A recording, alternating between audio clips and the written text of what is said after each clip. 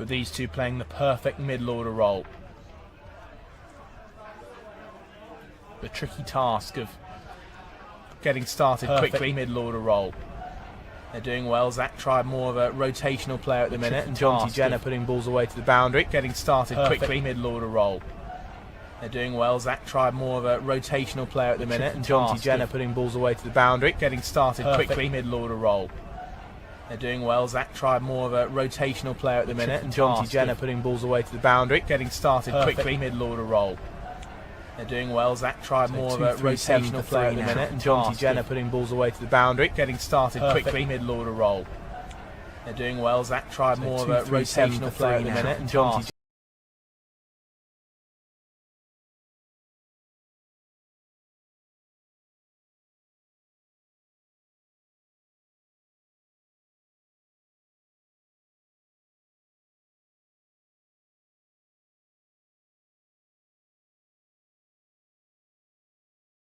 Mind him leaking a few runs. I think he's done really well. He's picked up the 2 wickets bowling from the right end. Probably could have started from this end as well. But overall, just slowed the run rate down. The acceleration has been slowed down from Jersey's perspective, and I think he's done really, really well. Got to back up his bowling now for the last 5 overs inside the boundary rope. Fielding down at third man over here, but he's done really, really well.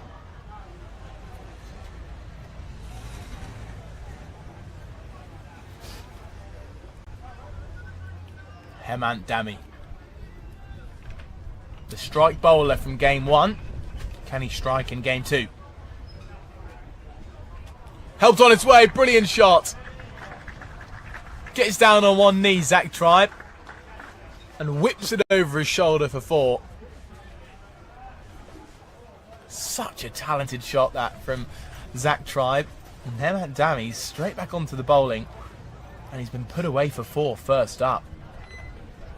I'm sure his brothers watching eagerly from outside, applauding the innovation that's come from that shot. It's a cracking, cricketing shot as we have a change in the field. Sandeep coming in into short third man.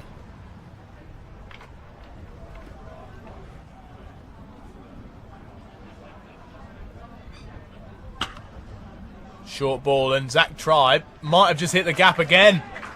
Back-to-back boundaries. Jersey to 246 for 3. And bringing about a lovely cheer from this crowd here at Granville. I think this is the over where I think you're looking at that 15 to 20 mark. If you can get that over the line here, that's going to really push on Jersey now to that 300 mark. But you, as a team, you're always looking for one bowler to come on who can give you a little bit of pace towards the back end, which these 2 deliveries have definitely been. But also where you can get a 15, maybe a 20 injection into the run setting period. Slower ball, clubbed over cover. And you could tell that was going to happen just because of third man and fine leg coming in the circle. It was time maybe for Dami to take off a bit of pace, and Zach Tribe's read it well. He's hit it over cover for 4, and it's the 250 up for Jersey, 3 4s in a row. Welcome back, Hemant Dami. 12 already off this over. Got another 3 balls to go. Lots of discussion going on here from captain.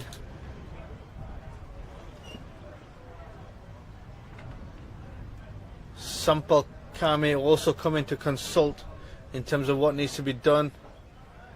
Got a change of field. Lots of discussions happening with the bowler. Nandan Yadav also chipping in with a bit of advice. I'm not sure what he's going to offer there, having gone for 40 odd himself. But it'll be interesting to see what the game plan is here, because this could be that over where you get the 15-20. Already 12 off the 3 balls. Can Zach Tribe make him pay again? Runs it away down to third. Great diving stop from Lamachani. That feels like a big moment. Feels like a huge moment. Huge moment. 13 runs off so far. An inch either side, I think a little bit to the left, that would have gone for 4 as well. He's done really well there, has Sandeep Lamachani there, who's now been asked to go back down to third man position with mid-off coming up.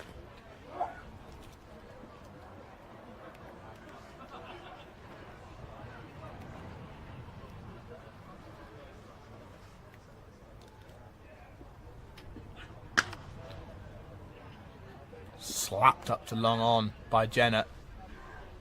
Thoughts about the 2, but just a single with 1 ball left in the over. Do you feel like there's a... This is again, feels a harsh point, but with 14 from it, does this feel like a ball to try and make it 20? Or does it feel like a ball just to get out of the over and with a single? No, 100%. Make it 20. Absolutely.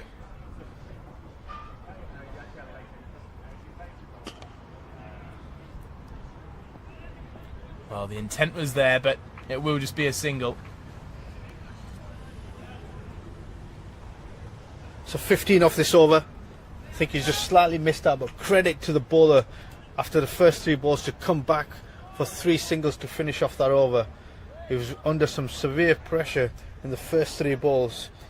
And it just goes to show how vital and valuable that stop from Sandeep at short third man. He's thrown out the left claw.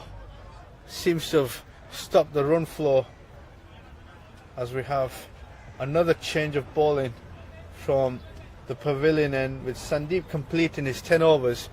Karan KC will be coming on 253 for 3 or 46 overs. Where's your predictions? Are we still on? Still on 300. Still on the 300 mark? Still there.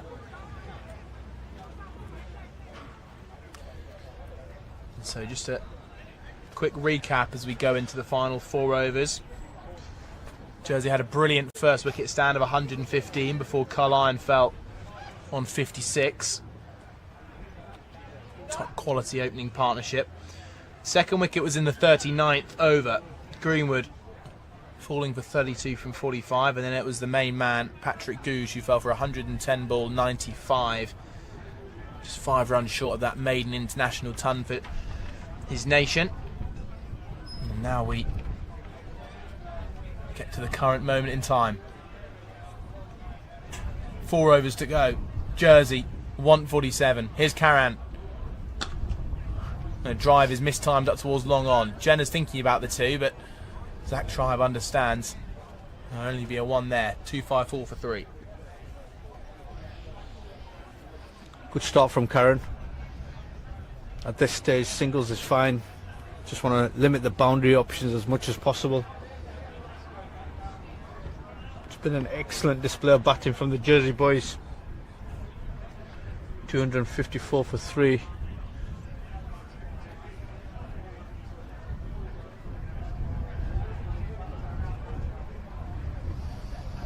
Karan KC cleared up the tail on Monday. Huge swing. Fielder interested. Gone. Solid take out, a deep backward point. Jonty Jenner, a fiery cameo comes to an end. 27 off 15 balls he made, doing his job for the team. But now, with 23 balls left in this innings, it's going to be up to Charlie Brennan to propel Jersey to a competitive total.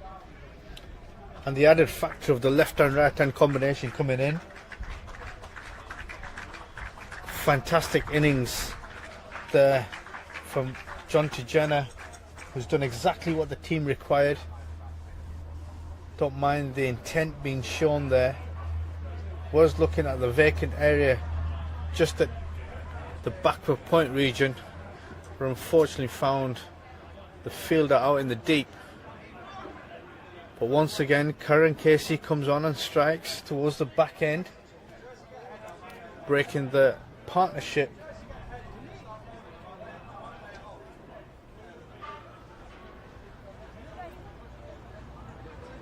So Karen Casey is now in the wickets as Jonty Jenner gets out with that slashing cut shot. And it's up to left-hander Charlie Brennan to get Jersey over the line in the closing stages of this second one-dayer. Nice start from Charlie Brennan. And the whip of the wrist, sign of a man in form. Here's a question for you. One for those at home as well. What do you reckon is the current percentages for chances to win? Current percentages for a chance to win? Yes, it's quite a tricky point in the game, isn't it, to answer this question, but... Yeah, I think 20 overs too early to ask this game. It's because it's too tricky. At this current stage, I would definitely have Jersey. Almost your 70-30, 60-40 maybe. Yeah.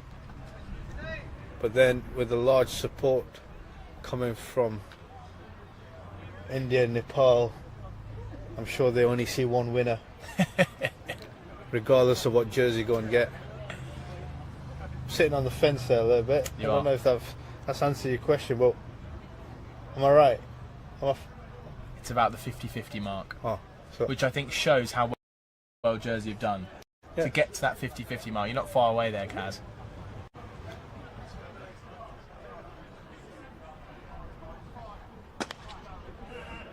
Swatted towards cow corner, entering the deep pocket where it's retrieved. A couple more runs.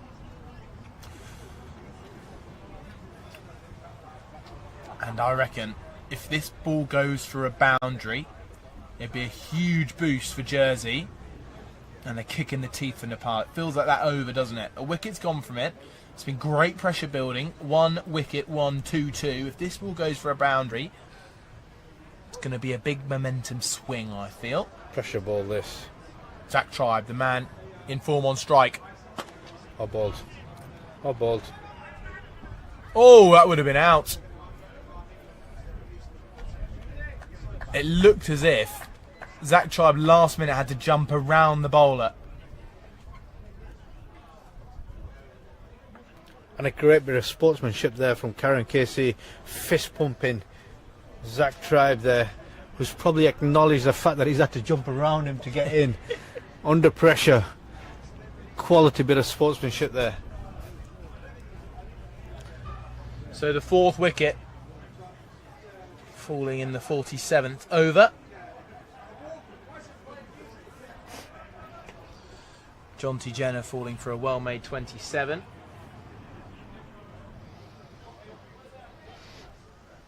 And with 3 overs to go, 18 balls. Yes, 40 feels like a big ask, but with Zach Tribe on strike, Charlie Brennan in form, it's definitely on the cards. 40 off 18 in any practice situation, you'd take that on. You'd give it a go. I'm just thinking, if let's say 300 was the total Jersey were chasing, and they were 4 down, and they needed 41 to win off 3 overs. Good length ball, hits the fielder though. It would obviously be more challenging because of the chase mentality, but it would definitely be on the cards. Yeah, 100%. You'd expect anybody who's got 4 wickets down and a 40 chasing. You'd want to show the intent to win the game and really go out there and make a name for yourself. 100%.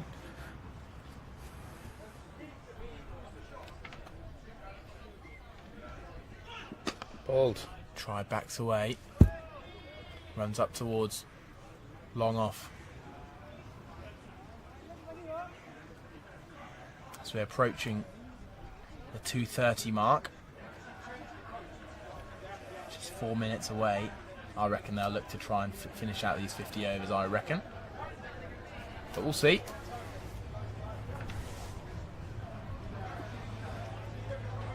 What's impressed you about this death bowling from Nepal? What have they done well so far? It's the first Yorker we've seen from that end, and I've been calling it for a while. Is they've got to change it up as much as possible, and they have. Karen Casey, the over before, has been impressive. I just don't think you can bowl length now on a wicket that's offering so much to the batters with pace. Got to take pace off, especially to the likes of Zach Tribe, who's moved to 43 very, very quickly off 33 balls. You just can't give him pace on at this last stages of the game. I think Karen's done perfectly well in the over before, where he's looked to sort of ball block off, and these are really big balls for the context of the game.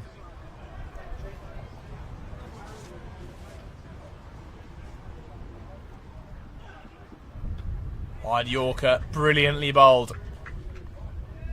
Brennan backing away to try and make room over the offside. And Nandan Yadav executed his plan perfectly. This feels better from Yadav, doesn't it? He's got a plan. He knows what he's trying to bowl here, and it's coming off for him. Yeah, and this is exactly what I would want to see from fast bowlers coming in the back end of the game, is to go to the T20 sort of skill set and try and execute that, as opposed to just trying to keep hitting length with pace. You can't afford to do that in today's game. The world of cricket has evolved so much.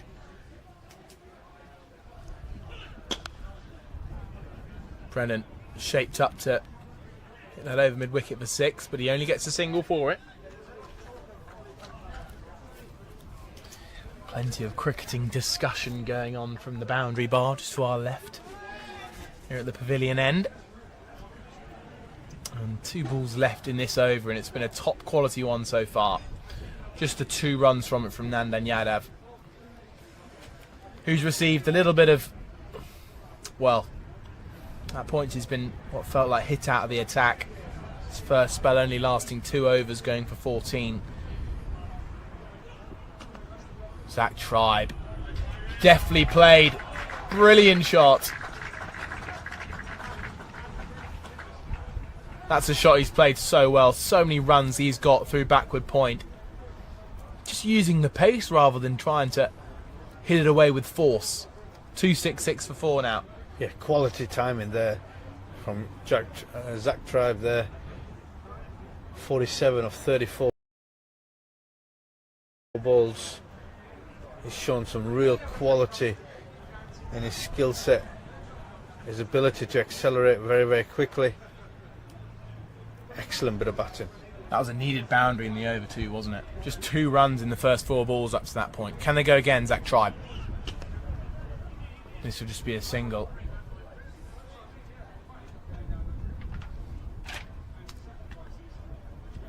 Fielded out in the deep. So that ends the over then. Good one from Nandan Yadav. 7 runs from it. And with 2 overs to go, I must say that 300 mark of 33 runs from 12 balls is still far away. But 4 wickets down, Jersey. It's now just swing for it, isn't it? Swing for it territory. Yeah, absolutely. 12 balls left. Can Jersey try and get up to that magic number of, I would probably say, another 25 runs of 12. You're trying to get up into the 290 mark. Yeah, and if you're going to get a bonus, maybe get into the 300 psychological, going into the second innings. But it'll be up to the skill set of these 2 bowlers to counteract that punch. Wicket in his last over for Karan. Full toss. Zach Tribe wants 2. This is going to be tight. Charlie Brennan's running to the danger end, and he's got past quickly. Good running from Jersey. I've got to say, mainly due to the man at the non-striker's end, who was quickly off his mark. Turned with agility. And it's 50 up for Zach Tribe from 36 balls. A terrific middle order knock. Fantastic. Exactly what Team Jersey want and required from the batting unit. especially after the start the two openers have given him. 36 ball, 50. See if he can kick on a little bit more now. This is high. And long on takes the catch. Ishan Pandey with the safe hands. And Zach tried the ball after reaching 50. Goes next ball. And that feels like it might have knocked 5-10 runs off the final total. 269 for 5. Yeah, 50 and out. We're just giving him credit for the way he's managed to get himself in a really good position, and his team. Unfortunately, the ball after was almost got under it again too early. Just didn't quite get it. Didn't get the depth. Got the height, but didn't get the depth. A quality catch from Ishan Pandey out in the deep, making it look very, very comfortable. But overall, quality injection from Zach Tribe. I might be throwing you a tricky question here, but you're a man who's up to the task. Why do you think we haven't seen? I feel like we've seen maybe one over the last 2 days of a 6 down the ground. Why do you think in white ball cricket it's such a common shot we see players thumping balls back over the bowler's head? As Karen Casey runs in, inside edge beats the keeper. That's going to help Jersey. They move to 273, and Samaroa, coming off a golden duck, so almost gets himself a king pair for the series. But it's a boundary, 273 for 5. Quality question. I'm not sure what the answer is to that. I mean, you can question whether the batters are getting the length with the pace, whether they're coming down, hitting straight ball sixes. I mean, we had some quality batting the other day, but a lot of it was more towards cow corner over deep mid wicket. Oh, slower ball, full toss. For a minute, it looked like it was going at head height, but the dip brought it down to a legal delivery. Thought we almost had a Chris Reed repeat over it. Anything could have happened as the ball was halfway down. For a minute I thought it was going to hit the keeper on the full. But how good's this been? The last couple of overs, Nepal have really arrested back control of this innings for Jersey. And at 274 for 5, it's a miracle to get to the 300 mark now. Brennan on strike though, 2 new batters. It's brilliant slower ball. Kaz, you've been asking for this for ages. Now, finally, the bowlers are using pace off deliveries. They're varying their pace, and guess what? It's being pretty successful. Yeah, and there's a high success rate for the variation delivery, and these two bowlers have got some fantastic variation, very deceptive in how they bowl it. But why not bowl it often enough in the closing stages of the game, especially with 2 new batters on who are not accustomed to the pace of the wicket, and it's not an absolute roar of a wicket where you can hit through the line. There's definitely some purchase there for the bowlers. Waited and crunched. Great shot from Charlie Brennan. He's adjusted to the pace off delivery, waited and timed it perfectly with a big swing of the bat right off the middle, and it's now 278 for 5. Charlie Brennan building on his form from his half century on Monday. And Samaroa is also a batter that can use his power, but with 6 balls to go, Jersey staring down the potential of 300, but 22 from 6, not out of the question. They need a successful over.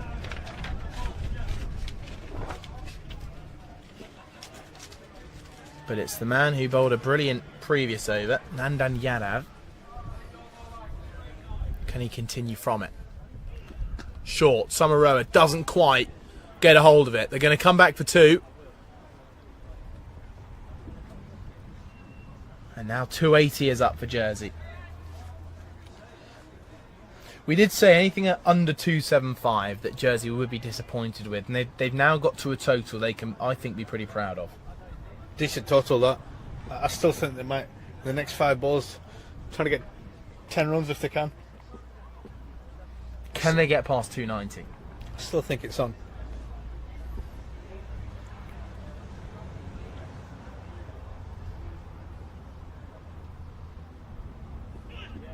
Huge swing. And Binod behind the stumps was just waiting, wasn't he, to throw down the stumps. I think Charlie Brennan will just be thinking at the non-striker's end, I need to go on strike here.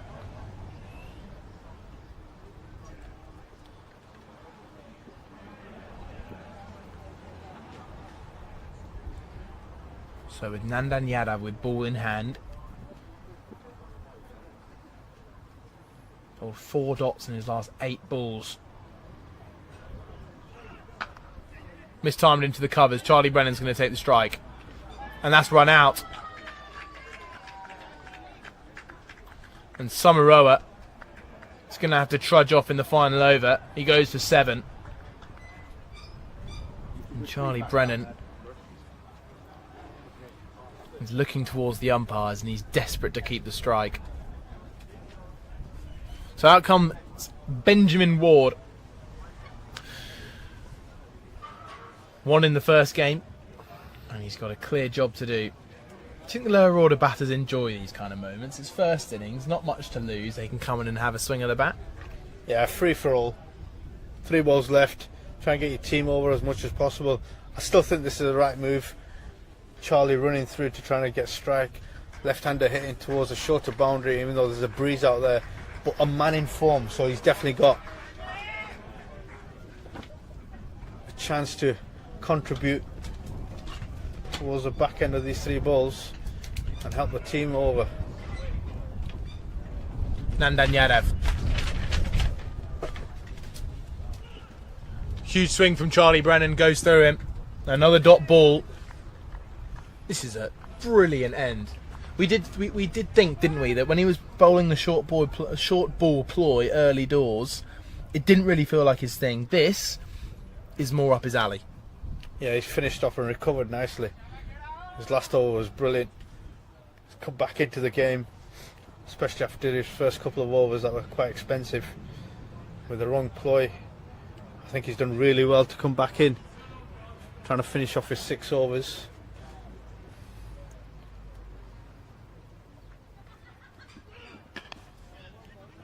Charlie Brennan, he's gonna look for 2. He has to. He says no. Benjamin Ward will face the final delivery. Think he should have run back for the second there? He would have been run out if he did. There was a strong throw from Gulshan Jar from the boundary, throwing with the wind as well, and he's a big lad with a strong arm. I would have really struggled to have made that. Last ball then.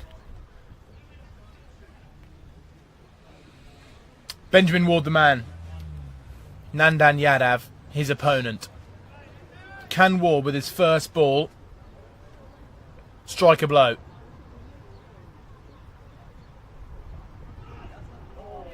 Pulled and missed. And it will just be a bye to end on what feels a finish to, well, it really feels like a balanced end to me. Jersey were in great positions at point to push for that 300 mark, but Nepal they fought back. And it's a great end to this first innings, which I think sets the tone for the rest of the day. And we could see a very, very tight finish a little bit later on today. The main point for me is at the halfway mark, 195 for 2. And now Jersey's hit 282 for 6 at the end of the 50.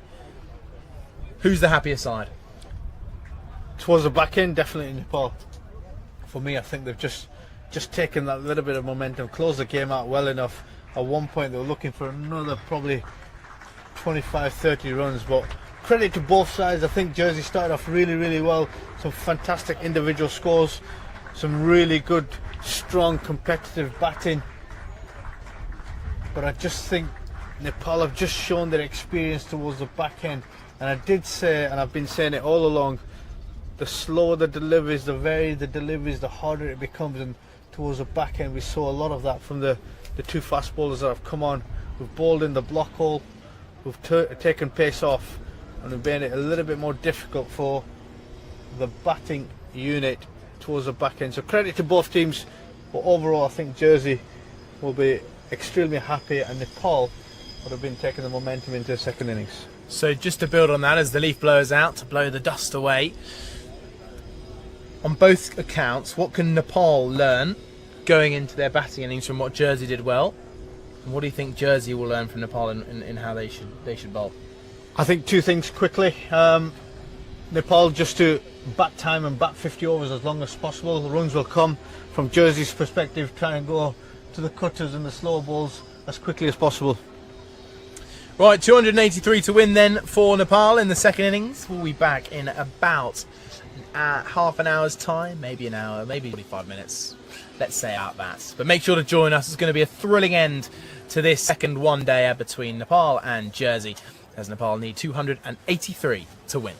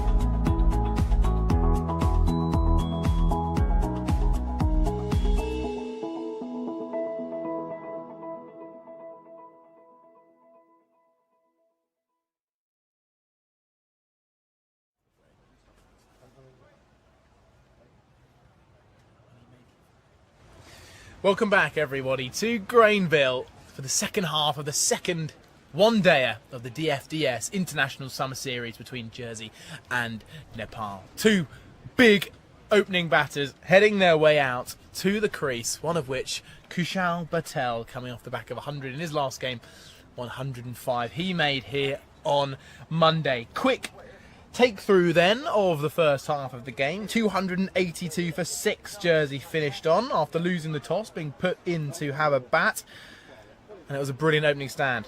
115 for none they were before Carl Lyon fell for 56, and then, well, the collapse didn't come because Greenwood made 32 off 45, and in the meantime Patrick Gouge was finding his way towards triple figures, but he was dismissed just before by Sandeep Lamichhani for 95. Jonty Jenner quickfire 27, and a brilliant 50 off 37 balls from Zach Tribe. And then Nepal finished out the bowling spell well, and they were able to really cling on to the Jersey onslaught, and they finished with Jersey on 282 for 6. I'm Charlie Harden. I'm joined alongside by Kasim Ali, former head coach of Kuwait cricket team. So Nepal will be chasing down 282. Cass, welcome back after a nice lunch. Spectacular lunch. Cheesecake was fantastic. A little bit of lemon zest in it, so yeah, it was fantastic. I saw you had a couple of slices. Yeah, I did have a couple of slices.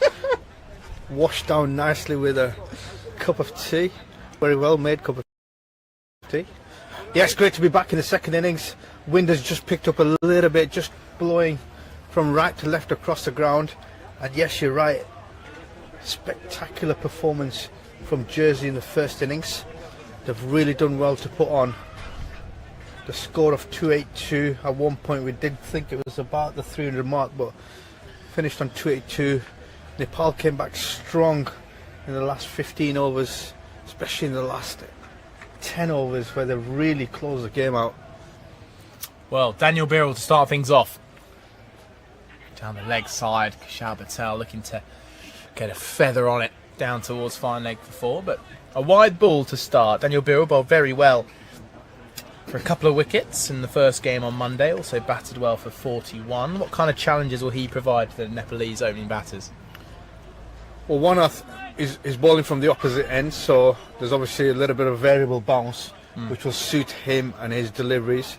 Speaking to him at the start of the game, he's really big on flowing drive, brings the edge. He's really big on his variations. Very clever cricketer, and obviously producing the pitch kind of gives him a little bit of an extra advantage. Yeah, Grainville groundsman Daniel Birrell. I feel like there's a groundsman stereotype of slightly being past their playing days, and Daniel Birrell really proves that wrong. Back of a length. Fellow opening batter to Kushal Patel, Asif Sheikh, the man with the gloves. He got off to a good start in the first game, however did have to go for a pretty rapid fire 16 before George Richardson dismissed him, and he's a man who is not around today for Jersey.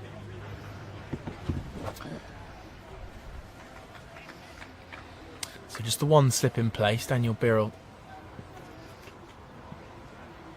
starting steady. Beautiful delivery. Not a huge amount of movement in the air, but a little bit of nip beats the edge. And there's a bit of interest early for the fast bowlers. Yeah, absolutely. And he's doing all the right things, putting it on the right area.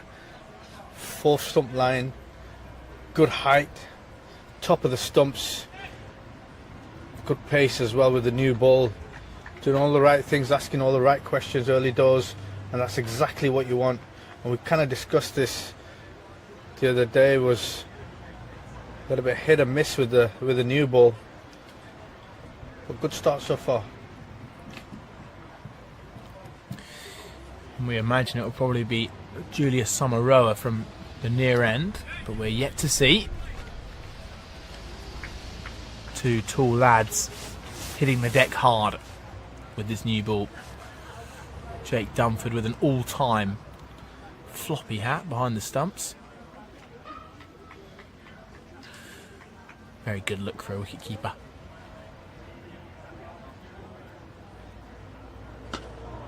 Kushal solid in defence.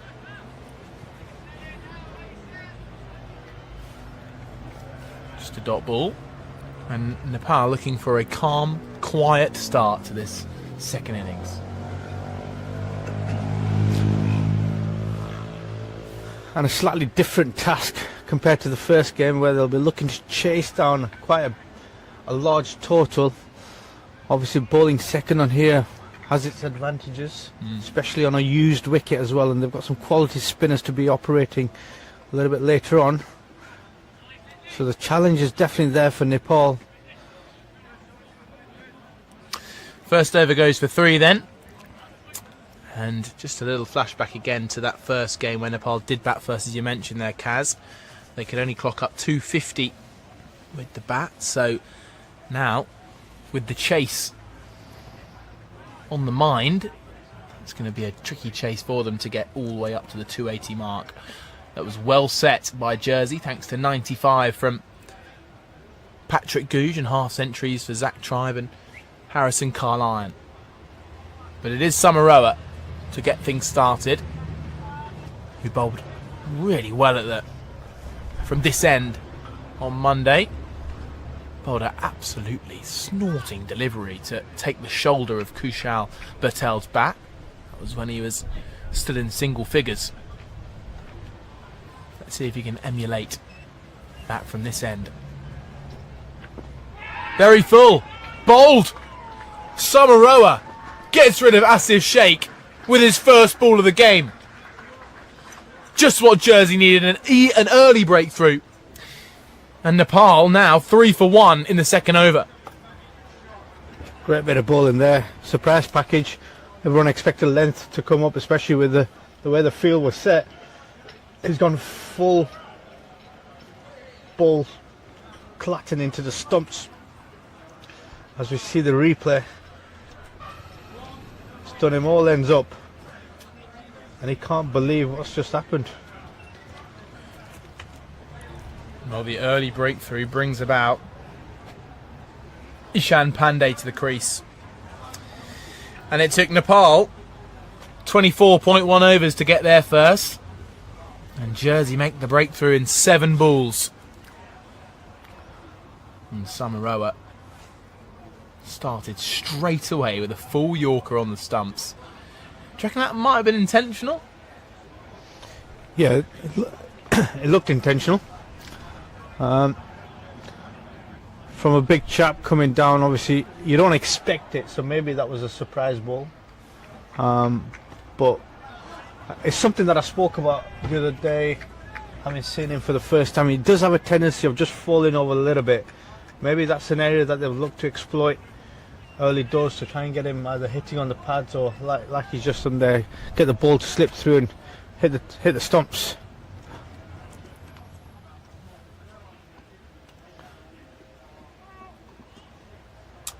No ball called by the umpire, so we'll see our first free hit of the day.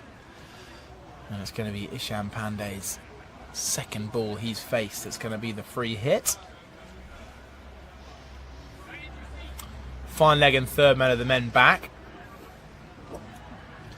So he'll certainly be looking to club this away in front of square. Maybe he'll try and use the crease to Samaroa with a bowler of bounce. Where do you reckon you can find a boundary here? Early doors. Maybe that's the boundary option there. The pull shot off the slightly ball that's drifted down leg side. And it means the free hit's going to be re-bowled. And so we'll see Samaroa potentially receive an extra ball of punishment. Some way to follow up a wicket with no ball and wide.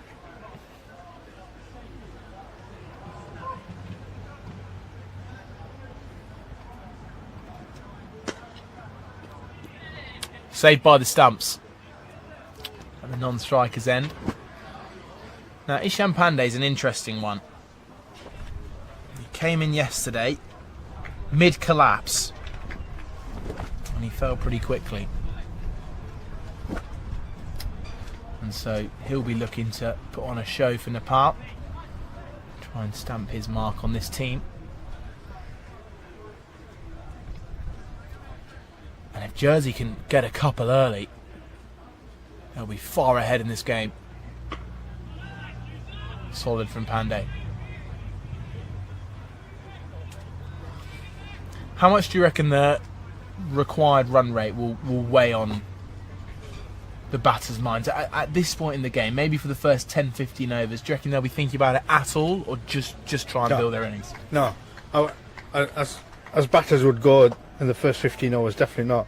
I think it's about building a platform, and if you can get to around the 70 mark of the first 15, leave 35 to get 200 with the game opening up. Yeah, definitely. You want to be in around the 75-100 mark. That's a really good platform to have.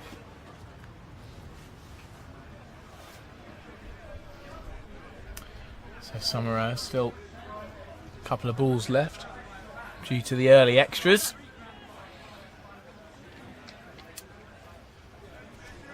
As we see Charles Pershard putting in some stretches at mid-off. I wonder if we might see him being brought on for an early bowl.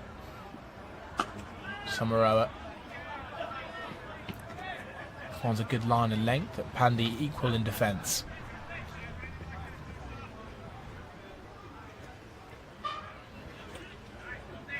And Kushal Patel knows exactly how to score runs on this wicket. He'll be waiting for the ball to be pitched short. And Jersey definitely will be looking to stay patient. Right there. That's exactly where Jersey want to be bowling, as many deliveries as possible. Because in the first game, they let Nepal off a little bit in the second innings, and they were able to score runs at a good rate. However, Jersey are holding strong and not giving Nepal too much to work with in the first 2 overs, and they've got the wicket. Nepal 7 for 1, and Kushal Patel will be back on strike to Daniel Birrell. Daniel Birrell taking the 2 key middle order wickets of the captain Rohit Patel, and also the man at the non-striker's end, Ishan Pandey.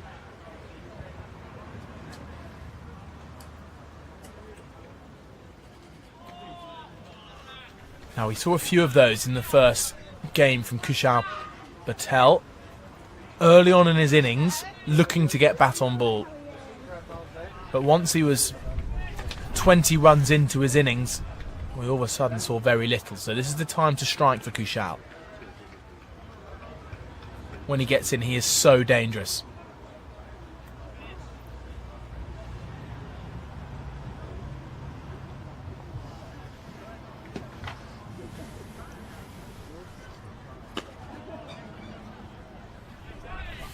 Maybe a little bit of a change in pace early on from Birrell. Patel getting through that shot very quickly.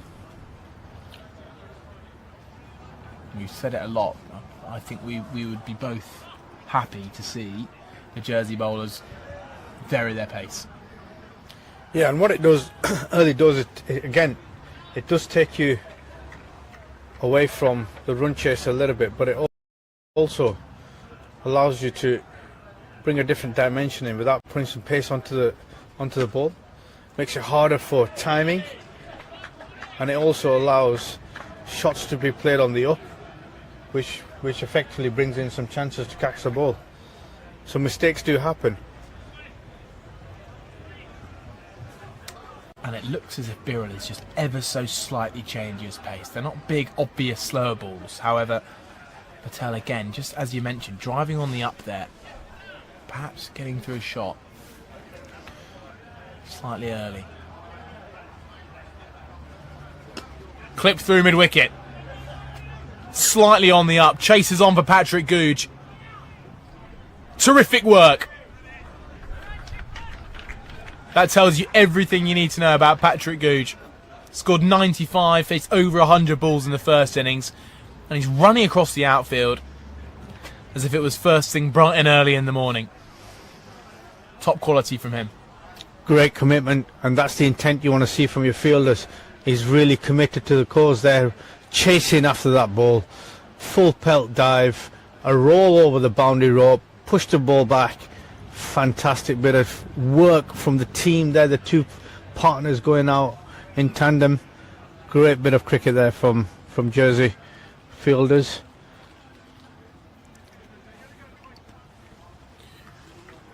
And that's the kind of moment that will keep up the body language, keep up the Jersey momentum. And this is a nice angle now, even though that's wide of the stumps. This angle from Birrell, from round the wicket to left-handed Pandey, just a slight amount of away shape, could be successful here for Jersey. Yeah, and Pandey's got to be very careful. He's got to be very decisive in terms of what he's doing with his decision making, what he's looking to leave, what he's looking to push out, what he's looking to commit to. He's got to be really decisive. If anything, where there's a lack of decision making, he's nicking off to the keeper or first slip.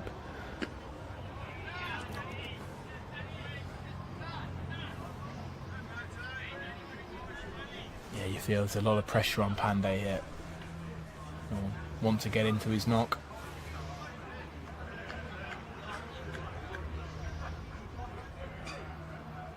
Pacing around.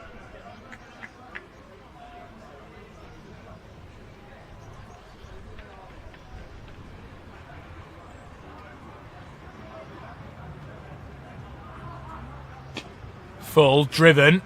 Good effort from Jonty Jenner. Patrick Googe's got another chase on. Look how fast he's across the outfield, but the ball wins this time.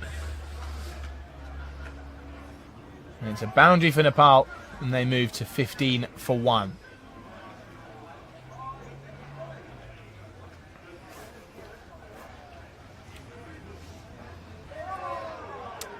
So now Charles Pashard has ball in hand. He's giving it to Samaroa. But he looks very, very interested to have a bowl. Does Chuggy. Samaroa just a 1 over in his spell so far. And with the wicket, will not want to be brought off. That's for sure. Field spread, so fine leg and third man, still the only man allowed out. Everyone else on the ring, other than cover that's a few paces in. Trying to protect that single in the offside. Here's Samaroa.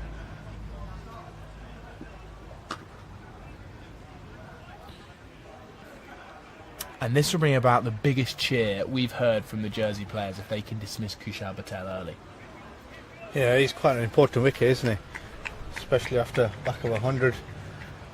And probably the main contributor, the only contributor really in the first innings in the game on Monday. Clipped. Beautiful.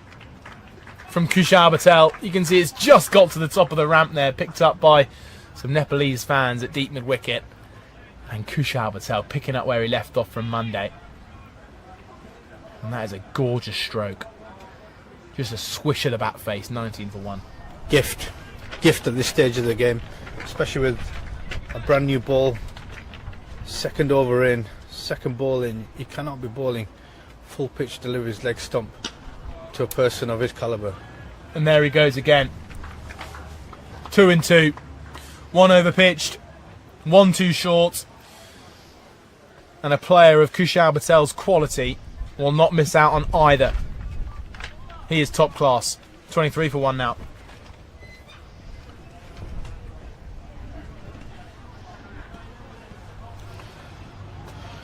Change of field after them 2 consecutive back-to-back boundaries. Deep square leg going out. Second slip coming into mid-wicket. Yeah, the third man stays out, doesn't he? And short fine leg is inside the ring, as you mentioned there. So Julius Samaroa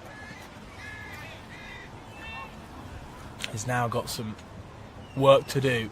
He brings deep square slightly straighter. Back on the mark. But now no pressure on Kushal Patel. He's 12 off 10 balls. And I can now understand, as you mentioned in the first innings, Kaz, about Kushal's gym experience. The power in those two boundaries at the start of this over, especially the flick over mid-wicket. Not only timing, but he just carries so much power. Yeah, and it seems effortless at the moment, the way he's stroking them deliveries. But once it leaves that bat, you know it's going to the boundary. The sound, the impact, but also the intent to play the shot is there as well. So, yeah, great bit of cricket. And obviously, for youngsters that are watching, gymming is important, but having the right muscle capacity to play your shots as well, all 360. It's not about just being strong and big in the gym. It's about being explosive as well. Well guided. This should just be a single. Oh, they're running on the misfield. Summerer's not going to be too happy about that, that's for sure. But that ends the over then. And Nepal are just starting to get into their stride here. And just to remind those of you who aren't aware of Kushal Patel's last 5 scores in international cricket, they're 129, 126, 20, 65, 105. Kushal Patel is hungry for runs.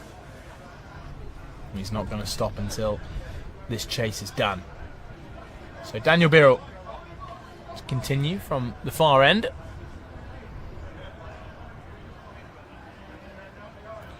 And Jersey sticking with the slip in the gully for the moment, although he's having a chat with his skipper, Charles Pashard. What do you reckon will be the discussions there, Kaz? I think it'll be a case of whether they're going to move the field round or they're going to get a short man in catching. I think the question here is, do you want to have somebody out deep, which is exactly what's happening right now with short third coming up into the ring.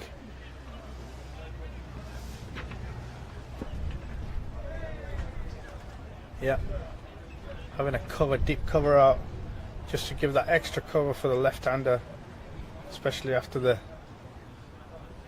exquisite drive in the last over. You can just see short third man on the right side of your shot there. The gully's gone into cover, and as you mentioned, that deep cover point is on the rope. And there's someone bowling to his field. Good amount of away swing there from Birrell. He's swinging it with the wind.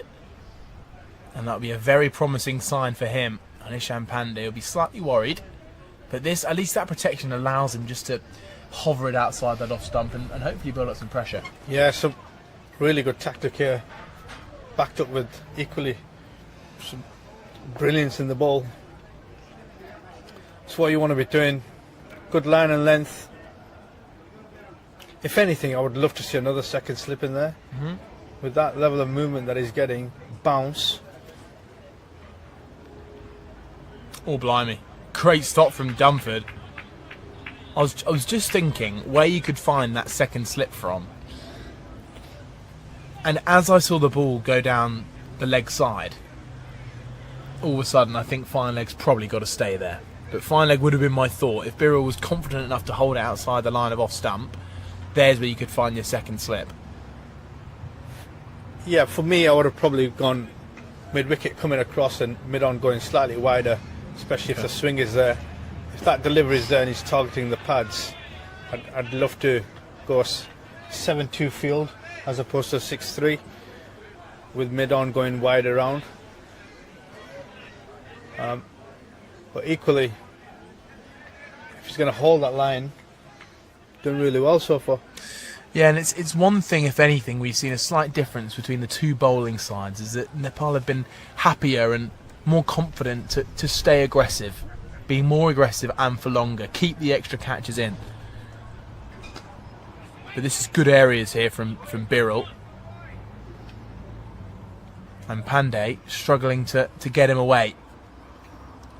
Yeah, his options are minimal at the moment.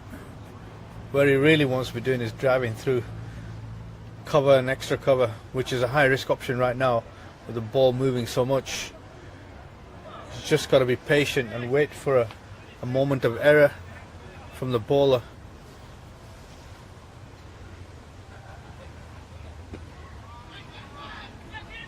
Chance. Oh, he's just gone past the stumps. That would have been very close. Well, backed up in the end by Patrick Googe. He seems to be everywhere, the young man. And the pass at 26 for 1, which feels a good comeback after being 3 for 1 in the second over. So you see some children playing in the nets at long on.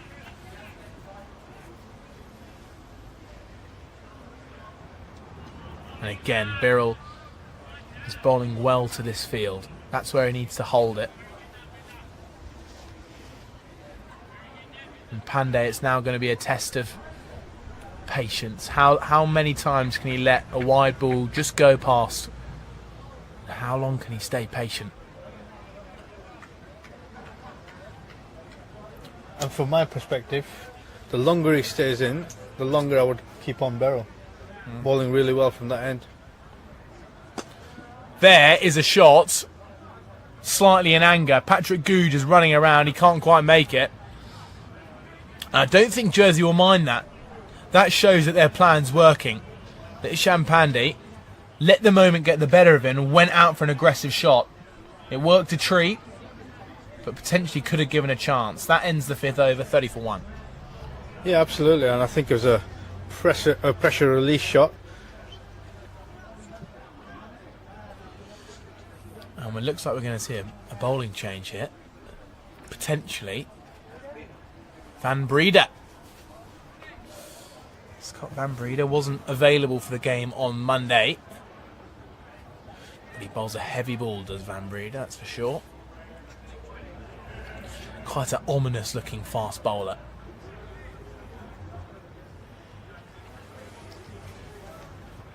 Again, having conversations with his skipper, Charles Bouchard, discussing a potential fielding change. Everyone in the offside in the ring, other than third man, just past a slightly deepish gully.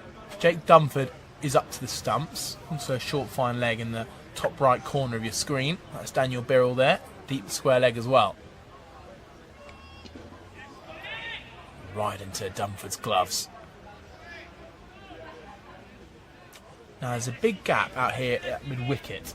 Deep square leg is slightly in front of square, but a stacked out offside field. Now it's up to Van Breede to bowl to it. Yeah, absolutely. He's asking questions about trying to just bowl to the offside field. Bit of extra bounce, good work behind the stumps, and a loose shot from Patel. It's taken off a bit, that. Dunford definitely would not want that to be on the central line of his body, otherwise he could be taking it on the grill. It's our first real sign of Van Breede, and he's a big man.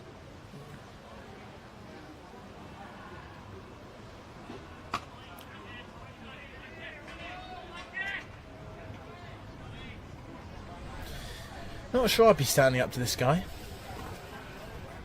He's bowling with power. It's going to be a good matchup here, these two. Van Breede against Patel.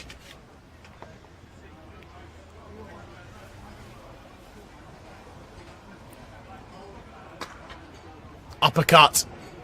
Not under control, but it's in the gap. And there's going to be 4 more. Nepal moved to 34 for 1. Is this just another sign of potentially what Jersey got wrong on Monday with the ball? I don't think the plan is wrong. I think the execution of the delivery, just providing too much width to a batter like Kushal, who's not going to miss out on that, especially coming from a T20 background as well. He's not going to miss out on width outside off stump. So I think he needs to get tighter. Well, he's gone too full. Is this a chance? It's Nick Greenwood who does the fielding. For a moment, he thought he was in the game there. It was always just a couple of metres beyond him, and he was moving across the turf with rapid pace. He almost forced a chance out of nothing there. But Van Breda did bring his line slightly tighter, and it brought about a potential moment. So 1 ball left in the over. Can Van Breda make something happen with Patel on strike?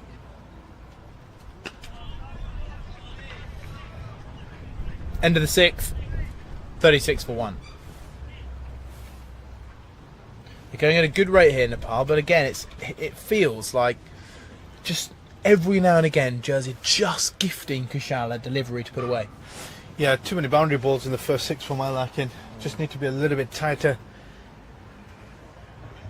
Player of Kushal's experience will not miss out on that. Ishan on the other side, 10 of 14. Capitalise where he needs to, but is slightly under the pump here because he's got Beryl coming in and bowling against him. The ball swinging away still, assisted very nicely with the breeze as it's going across the ground. So there's challenges for the left-hander. Short down the leg side. Just glanced on his way with the pull shot. It's Scott Van Breda who does the fielding. Big screaming cheer from Nepalese supporters. A couple of flags flying around today. It's like the away end of a football ground. Not much to cheer though today. We've had a few wickets, but they took a while to come, didn't they? We've not had the speaker out as well today. No, I know. Not heard that.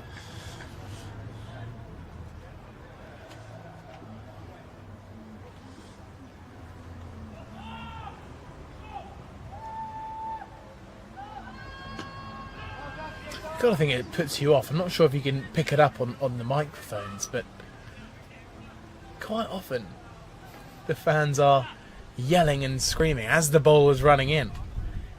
And I'm sure these players are used to the cheer and the hope towards a delivery, but when there's one person doing it, it almost seems slightly more distracting. I'm sure the Nepal players are having come from India in the World Cup when you got 30,000-40,000 people screaming Wankhede Stadium as they played England. Yeah, they'd have been used to it there. It's well timed out into deep mid wicket. And Gouge is the man again. You'd think, after a 95, just have a little moment in slip, have a bit of time in the slip cordon and take a breather. Absolutely not. Young lad. He's running all the yards at the minute, isn't he? Young lad, lots of energy. In the game, might take a screamer out there, get man of the match award.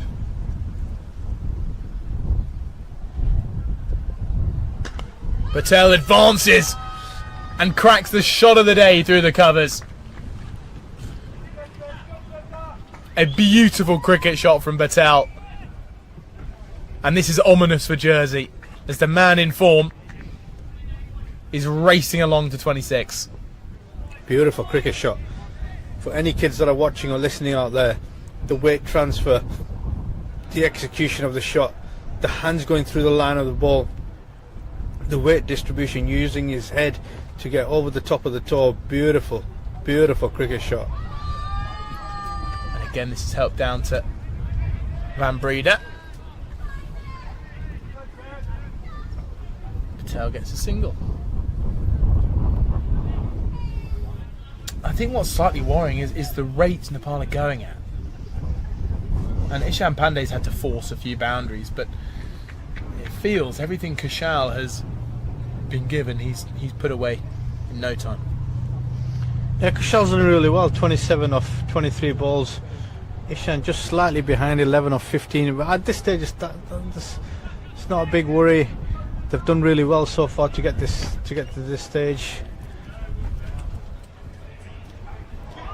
And Birrell is back on the mark to poor Isham, who's been watching Kushal Patel tuck into some slightly loose deliveries. And meanwhile, every ball he seems to get seems to be Birrell's best one. Maybe Birrell's just got a little bit more confidence bowling to the man he dismissed on Monday. But that ends the over. It's 44 for 1. And Nepal feel on top.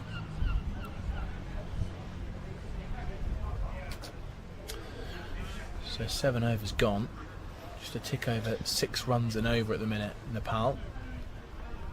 As we have a quick look at the bowling figures. Samaroa, 1 for 14 from his 2. And I think it's that far right column which tells you the problem at the minute. The economy. No bowler has really been able to build up significant pressure and dot balls. And what Nepal was so good at, especially that opening spell from the likes of Sompal Kami and Hemant Dami, they bowled well in a partnership. They didn't give away too much from either end.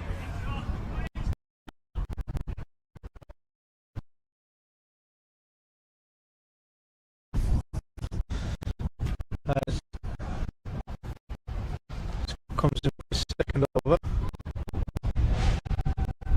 Just a lens on it there to Kushal.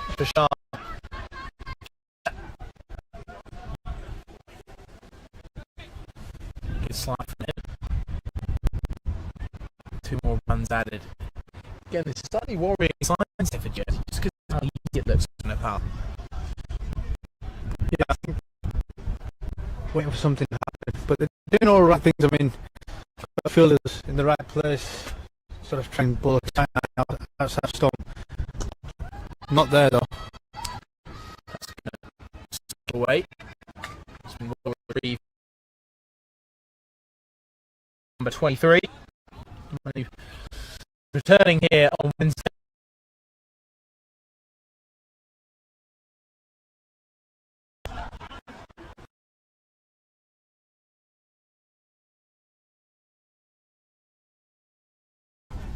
Now bowls Isham Pandey, who we can all agree Birrell bowled very well to so far today, not giving him much at all.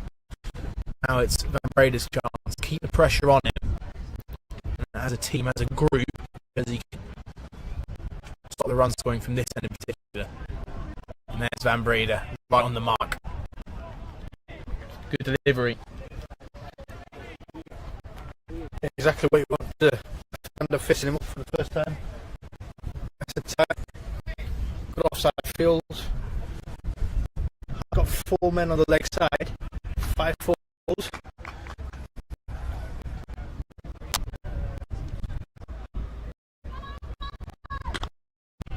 Champagny pushing with confidence. However, he's yet to really get into his knock just because of the quality of the bowling toward him. Jersey will just hope that they can build.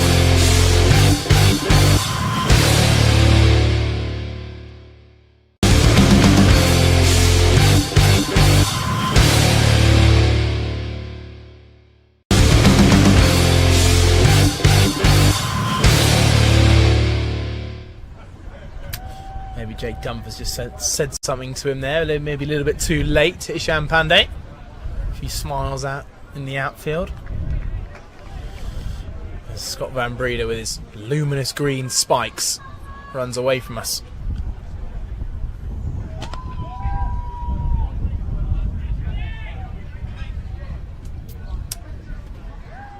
Now something's building here for Jersey. If they can keep something like this up for maybe 2 or 3 overs, yes, Nepal are already in a good position, but it just feels like if they can join something together, if they can build a bit of something, they can get a wicket here. They've wrestled this game right back.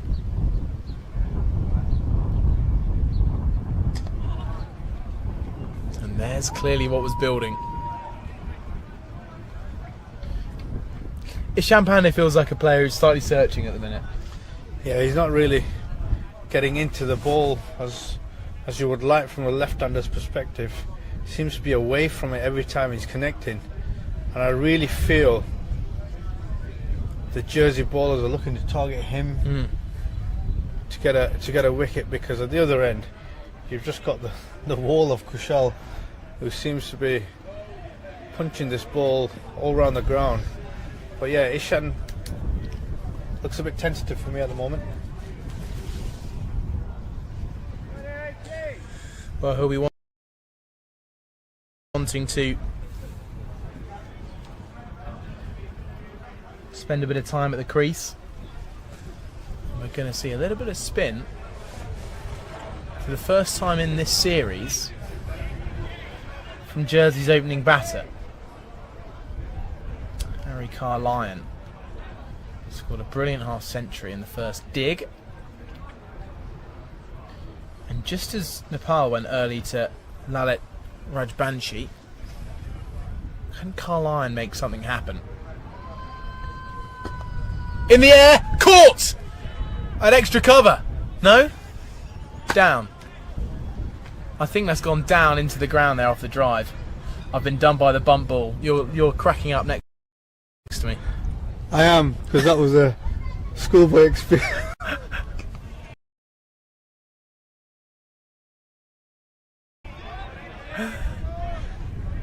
I couldn't quite understand, like, yeah, he's gone for a lofted drive straight to cover, first ball.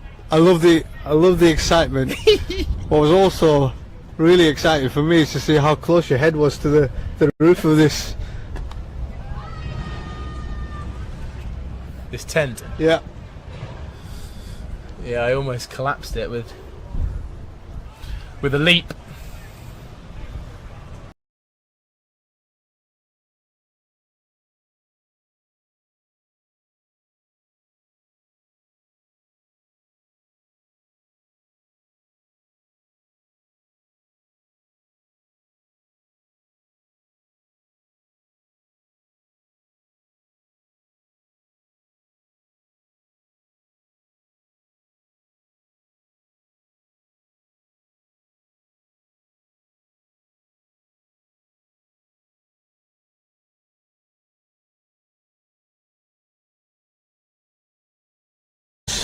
That 45 was slightly square of the wicket. He's used the pace to go even finer. Beautiful cricket shot. He really holds the key, doesn't he? He is everything for Nepal at the minute. Yes, they've got the skipper to come in next. DSRA, I'm sure, will want to have a bat in this game as well. But it really does feel like this man is the crucial wicket. Yeah, he certainly is. Holds a lot of expectations for a very big country with 30 million supporting him. I'm pretty sure that he's living up to every bit of expectation so far, and he's done really well. Just looks so in control. What I'm really impressed with him is the fact that he's so in control of the time at the crease. Doesn't look like he's phased by anything, and certainly not rushed up. I haven't seen anybody rush him up so far. We had the one delivery which popped up in the innings the other night, which took off the shoulder blade, but that's about it. Tell you one thing I've also just remembered, and this was a bit of an unforced error, but when he was dropped on 50 on Monday, just at backward point by John T. Jenner, it was a tricky chance, but those two moments, other than that, it's almost perfection from Patel. So that one just picks up on a length as well, and that's the height of Van Breede. It's what we saw from Samaroa over the couple of games from this end, is that tennis ball bounce with the ball coming from such height. Yeah, and if anything, the off spinner coming on again from the other side with a big breeze going down the leg side, maybe just wants to question whether it's drift that's on offer. What a brilliant cricket shot. Kushal Patel is letting nothing not reach the boundary that deserves to. Patrick Good sprinting along that outfield. He's already had to do plenty of ball collecting from around the covers. A deep point, but the poor man got 95 and is now picking up all of Patel's boundaries for him.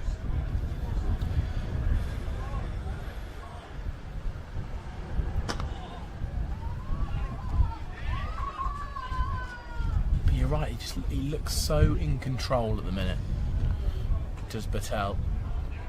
And inside the first 10 he's almost heading towards his 50.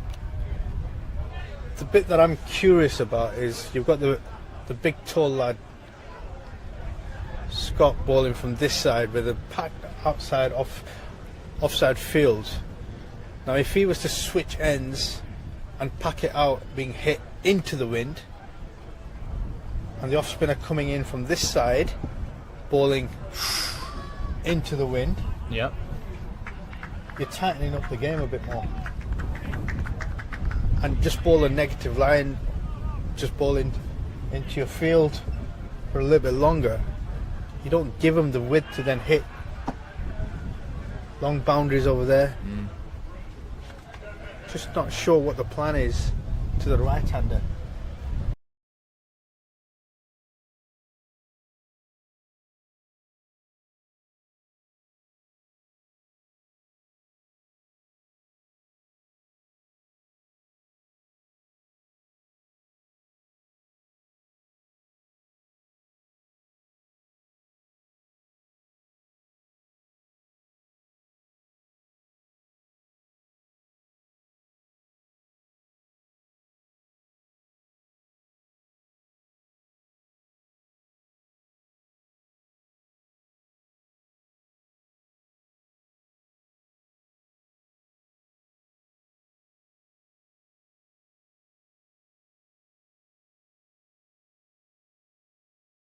(13 of 26). What it does do potentially might put on extra pressure on the other side to Kushal to keep ticking the board over. You do need somebody to anchor in the innings, but you also want to make sure that you're playing some positive cricket shots as much as possible.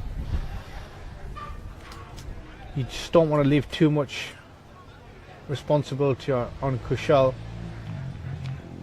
Got a change of bowling from the calling at the other end? The far end. The far end. Drive on the up. Good stop from Daniel Birrell. Prevents the run. But I reckon that's the one area Kushal Patel looks slightly vulnerable. He's driving on the up, slightly mistiming drives through the covers.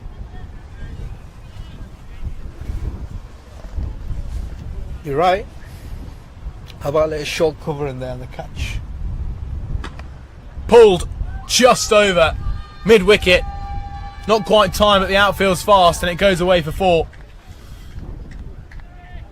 Now it's Charlie Brennan who's replaced Patrick Googe deep on the leg side. And he's the one to go and pick it up. 4 more. Good cricket shot. Again, he's not really got a hold of that, but the power, the brilliance, race to the boundary.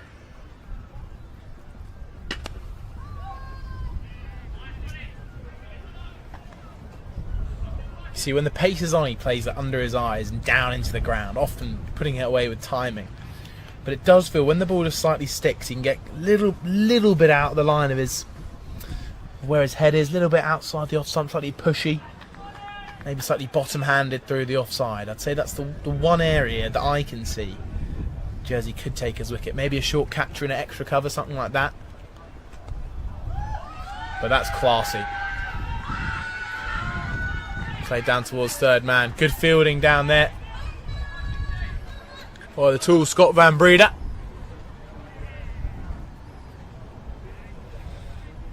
And Nepal moves swiftly to 65 for 1, and Kushal Patel is 4 runs off of 50 in the 11th over.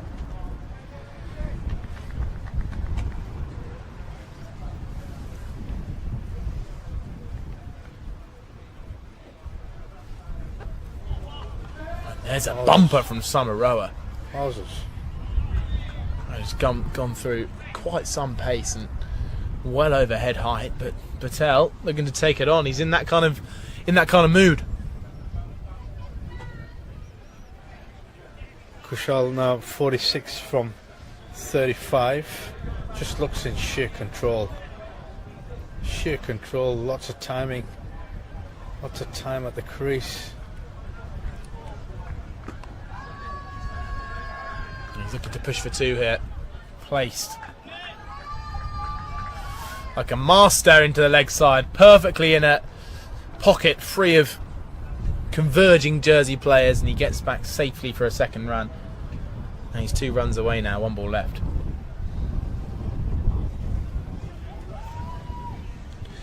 Kushal Patel, I think you'd be very surprised about his 50 over average for Nepal. Incredibly surprised. Oh, he's almost dragged it on though. Maybe again that sign of slightly variable bounce causing an issue. But yes, Kushal Patel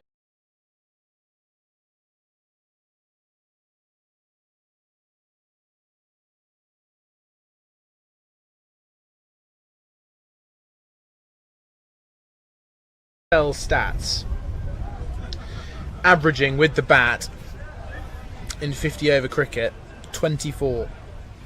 Wow.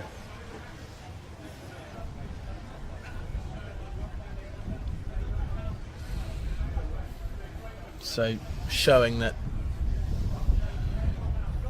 he's not quite reached his full potential, and the form he's in now could send his stats skyrocketing. But now, a conference, a conflab.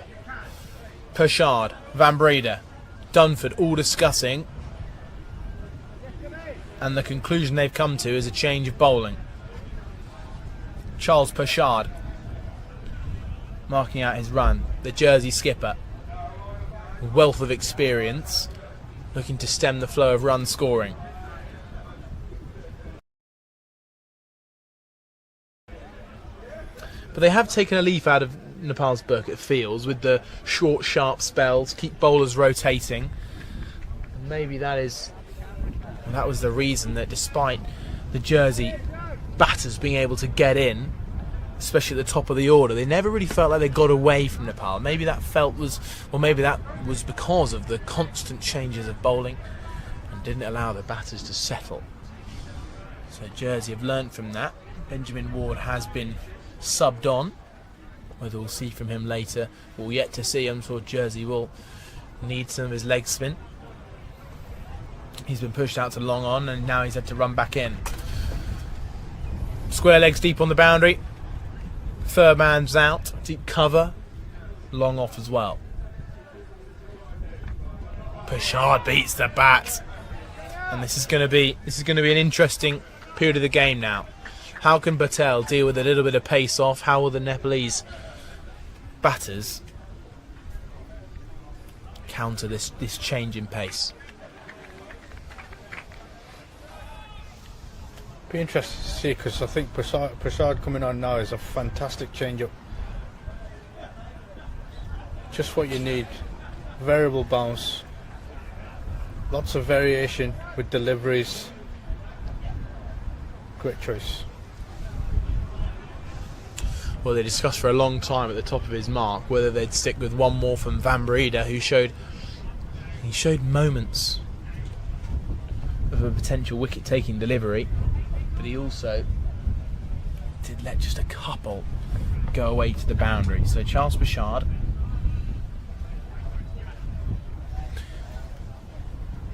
hasn't had a bad start. So long on now goes deep, third man inside the circle, just the 4 men out at the minute for Jersey.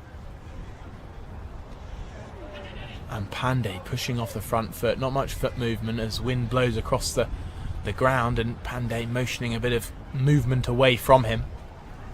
He's looked very tentative, very scratchy at the crease, unfortunately.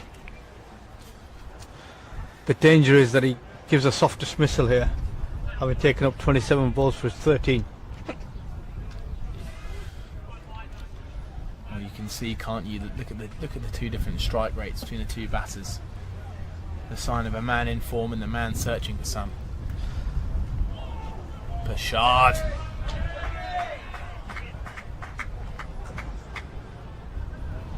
Right on the money. Hospitality marquee. Really enjoying that delivery from Chuggy. This feels like an important part of this innings now for Jersey, just to bring back the game back into their way. And Pandey needs a few more balls like that, I think, just to keep his score ticking along. Some easy ones off his hip. Indeed. 71 for one, sorry, off 11.5, and they are there or thereabouts, like we sort of discussed earlier on. If they can get to, which they have done, just under 7 and over. Look how easy it looks for Patel right now. Good ball from Bashar, just dropped into the offside, and there's 50. Not sure his teammates had even noticed, to be honest. A little raise of the bats to the fans. 50 coming off 40 balls. To a man who's completely in command of his own game. Nothing's phasing him, putting everything away to the boundary that deserves to. He's already halfway to what feels like what almost would be a nailed on 100.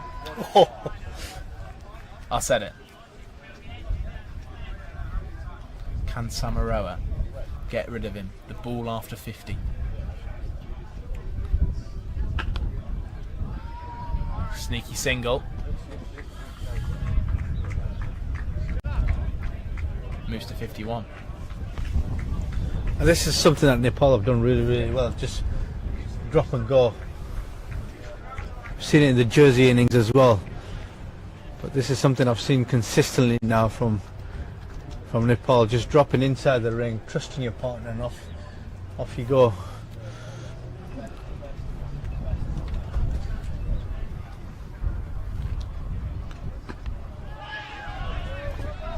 Back of a length from Samaroa.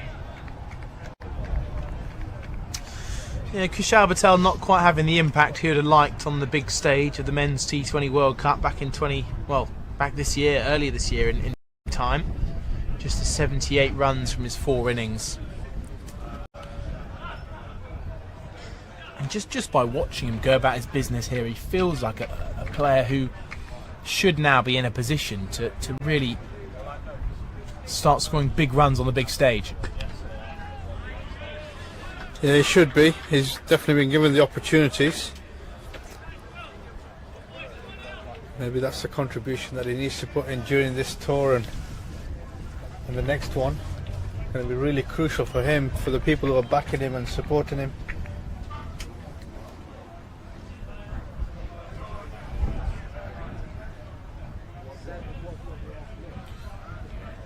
Samaroa with a switch of ends from where he started.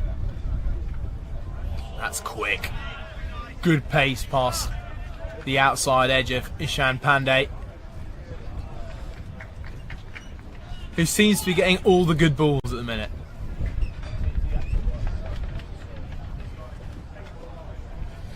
I think Kushal Patel will just be saying to him, just keep going. Time at the crease is what you need. Patel's taking on the run scoring so that Pandey doesn't really have to at the minute. Slashing cut shot past the diving fielder, Jonty Jenner, who this team all know is brilliant in the gully region. Just beyond his reach, and another boundary for Nepal off the bat of Ishan Pandey. And every single one of those is going to give him confidence. 77 for 1 in Nepal. Absolutely. I'm not sure where that aggression has come from. Well, it feels like he's looking at his score. Pats that one down. When your mate's going all guns blazing at the other end, making it look absolutely easy. How does it feel as a batter who's slightly searching for form? I think the key thing here is, again, another little coaching tip for youngsters or anybody who's listening in. If you're struggling to have a little bit of form and you've got a guy at the other end who seems to be absolutely nailing everything and seems to be in position and rotating strike and seems to be cashing in, I think your job is not to look for boundaries. Your job is to look for singles and get the opposite person on strike as much as possible. You don't need to do anything flashy, anything out of the ordinary, anything that you're not comfortable with. Just find a single from somewhere, and over time that will build your confidence up and you will start striking the ball, you know, confidently over time. But if you're struggling early doors, put the boundary option away unless it's really on offer and find a single. It's gone high up in the air. It might have gone all the way, but no, the fielder's underneath it. It's gone. Benjamin Ward with the catch. And that is a massive wicket for Jersey. It's brought a huge applause from the crowd here as the Nepal main man, straight off the back of a century, gets to 50 and gets dismissed. Bit of bounce from Pershad, and who would have thought that he'd be the man to bounce out Kushal Patel. 77 for 2, huge wicket. Absolutely huge in the context of the game. The man in form, obviously hitting into the breeze doesn't help. It's held up for an awfully long time, and more importantly, a comfortable catch in the deep. Great wicket for Jersey. 77 for 2 off 13.1. Skipper breaks the shackles there, and Edwards taking the catch. So Bim Sharkey's the new man. Made a good 39 yesterday. What was so impressive about Sharkey? What did he do well that might be important for Nepal? Looked to rotate the strike, did really well. Early doors, was busy at the crease, just towards the back end from what I can remember. Just tailed off and got a little bit under pressure. The danger is you don't continue to do that with Ishan at the other side. 18 from 34. Bim really needs to get into the game and take some leadership. Be interesting to see how well he strikes, how well he gets into a position.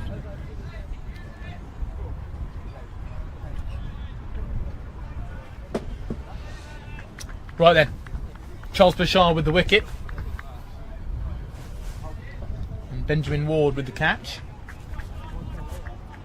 Or maybe it's not Benjamin Ward. We'll see on the scorecard a little bit later, and if we are wrong, I'm sure we can correct you a little bit later on.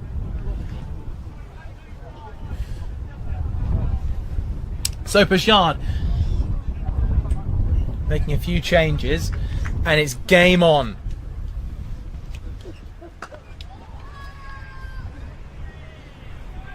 Bim Sharkey will look to rotate, look to stay busy. Isham Pandey now will be battling to keep the scoreboard ticking after he's lost his playing partner.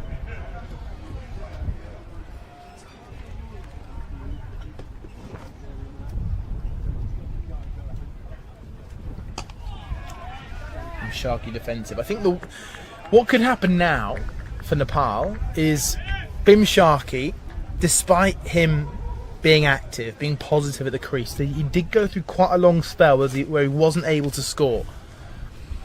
Isham Pandey also at this current time is struggling to keep his rate up, struggling to score.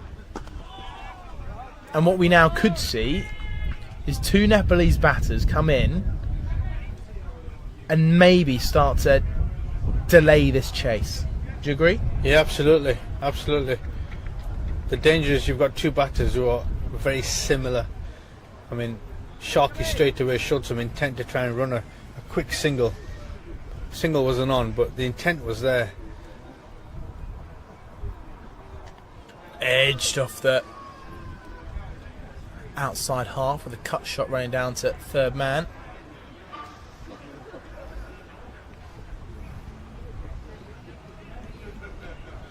Now the fielder out there, who I thought was Benjamin Ward, is Dominic Blompe.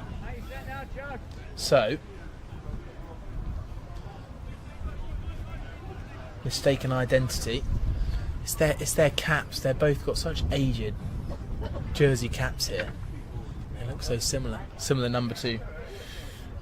Anyway, Pashad set to continue. Another pushing drive from Pandey. Isn't it funny how one player can just look so at ease and the other two really, really struggling out there? Bim's only had 4 balls, so I'm not saying he's really struggling, but Pandey does look to be a little bit in the mud at the current moment. But new bowler, Benjamin Ward, to come on. He was classed with a leg spin on Monday. Bowled very well. Yeah, 2 things here, Charlie. One, Benjamin Ward has got a very distinctive beard, which I'm sure you've realised when you announced who the catcher was. And 2, I'm pretty sure if this is his approach to the game, that's completely fine, but he cannot put added pressure on from the opposite end. Well, just at the start of this new over, we've been welcomed by a special guest, a Jersey legend, in fact. Welcome, Asa Tribe. Good to have you. That's very kind. Thanks for having me, Charlie. How are you doing? Yeah, I'm good. Very good.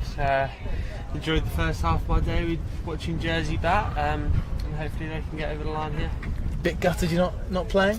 Yeah, a little bit. Obviously nice to put a Jersey shirt on, isn't it? As always.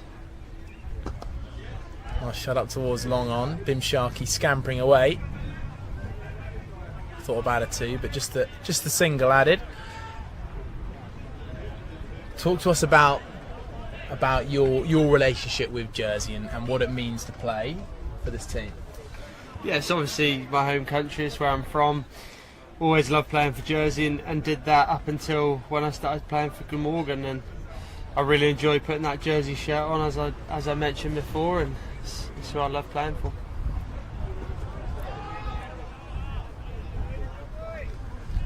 And this challenge for the Jersey boys, Nepal, I'm sure again a challenge you'd love to have been involved in, but what are the challenges this team face? And also, I assume the Jersey players would be thoroughly looking forward to challenge like this, right? To test themselves. Yeah, absolutely. And look, there could be a side we could be playing at the end of the year if results go our way. And look, some of the challenges I think we're looking at, obviously we haven't played a side like this before. That would be the first one. And then I'd probably look at the fact that look, their playing style's a bit different to ours. They kind of hit a bit more square of the wicket. Seem to be quite aggressive against spin and other pace, whereas we kind of are a bit more English style, get ourselves in and then have a look. So yeah.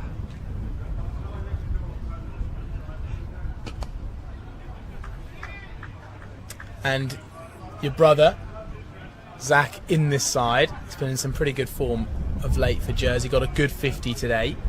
What's it like playing alongside him at this level? Yeah, it's brilliant, really. I can't complain at all, and that's part of the reason why I do like playing for Jersey. Playing with my brother is a great experience that not everyone gets to do, and I'm grateful for having that opportunity. And just a question from my perspective, as a Jersey side, obviously so close to World Cup qualification earlier in the year. Do you, as a side, really back yourselves to get into that position to be able to get to a World Cup and compete? Is that is the drinks 79 for 2 in Nepal? Yeah, absolutely. Look, as we just missed out on net run rate at the most previous T20 World Cup qualifiers, that was a bit of a hammer blow. But I tell you what it did do for us is it made us realise how close we actually are. And look, the 50 over competition, look, we are a bit further away from that. I'm not going to try and sugarcoat that, but the T20, yeah, we're right in the mix for that, absolutely. And you see a side like Italy go there and they were able to pull off a nice win when they're at the World Cup, so I don't see why we couldn't get to a World Cup and really compete. And Jersey not playing a huge amount of 50 over cricket at the minute.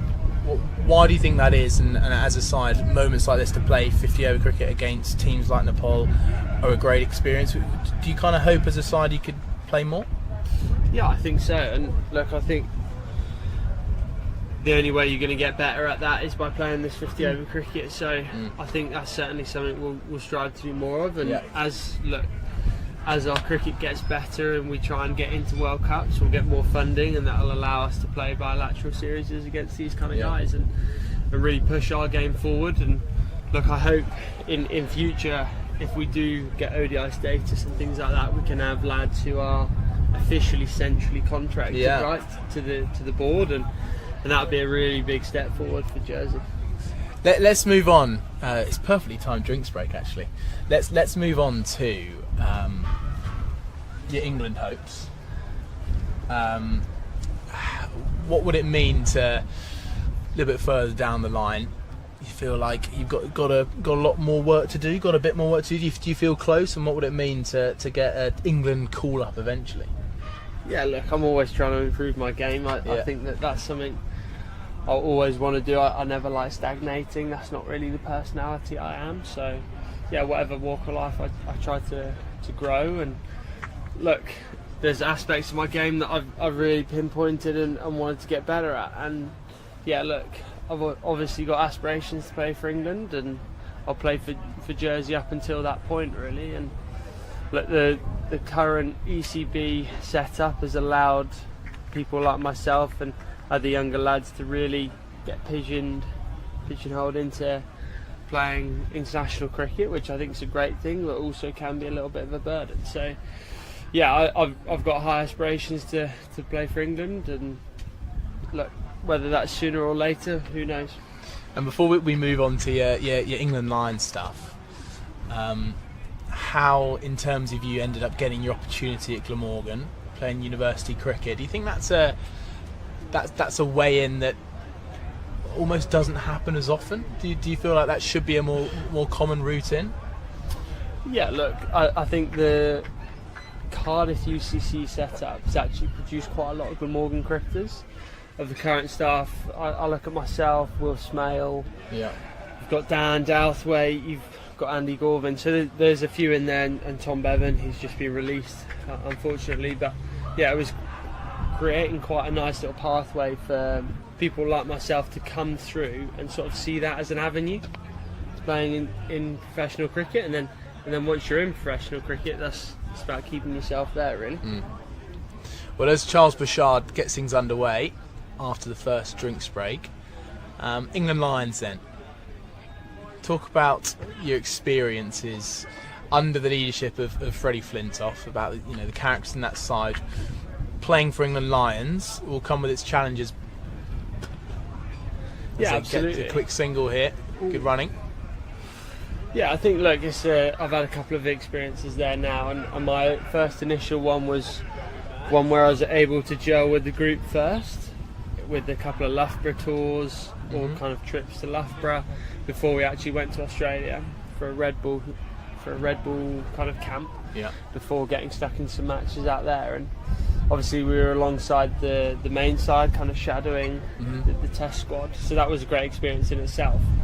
And yeah, being around other guys there who are super talented, just learning off them was super important for my own game, to really kind of push myself forward there. And you see kind of how serious other guys are taking it there, and it really drives you forward as well to be the ultimate professional, really. And being alongside a touring Ashes squad, was that, I'm imagining, pretty incredible experience to be out there at the same time? How much, I guess, collusion was there with the main men's side? Yeah, there was a little bit of overlap, especially at the start when we were in Loughborough before we got to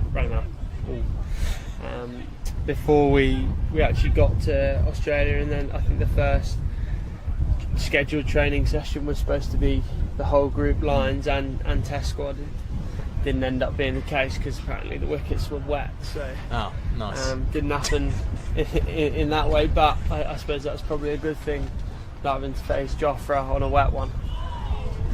So take the small benefits there, I guess. Well, we all know deep down, or at least hope, especially I imagine here in Jersey, the hope for you to eventually get that call up. But you're definitely a player of quality. I saw you at I commentated on you actually at Glamorgan the other day Against Warwickshire. Closed that game out nicely, 38 not out. 100 approaching. In terms of how you feel in the shorter formats compared to the longer form stuff, how do you feel like you are best placed to impact on sides like a Welsh Fire? Where do you see your role in that side? Yeah, look, I'm looking at that squad, and the depth in batting is seriously talented, is seriously good, and look, it's going to be tough for me to kind of get myself into that. But I suppose catching that all. Just pulled away past a short fine leg. Benjamin Ward's diving in vain. It's another boundary that moves Nepal to 90 for 2, and Ishan Pandey just starting to get into his rhythm. Good shot from him. Yeah, as I touched on, look, it's going to be challenging. We've got a really strong batting line up there, and I think that was quite a clear tactic from the Welsh Fire management, right? Because they've gone heavy on batting this year and kind of then look to build the bowling. So look, I suppose we'll have a lot of lads competing for the top of the order, but I suppose my role in that might be sort of 4, 5, 6 kind of finisher role, like I started off with Glamorgan, and then kind of work my way in that way. And I hope that's the way I start off. If I don't start in the team, then yeah, maybe come in later on in the comp and try and hold my place that way. And in terms of how that experience, just off the pitch as well, being around such a strong squad, strong overseas, and also the likes of Phil Sard and Joe Root in that side, you must be seriously looking forward to the experience of getting to know those guys, learning from them in the nets, right? Absolutely. And look, that won't just be for white ball cricket as well. There's no reason I can't speak to Joe about red ball test batting and stuff like that, and I don't see why I wouldn't, because that would be a perfect opportunity in my opinion.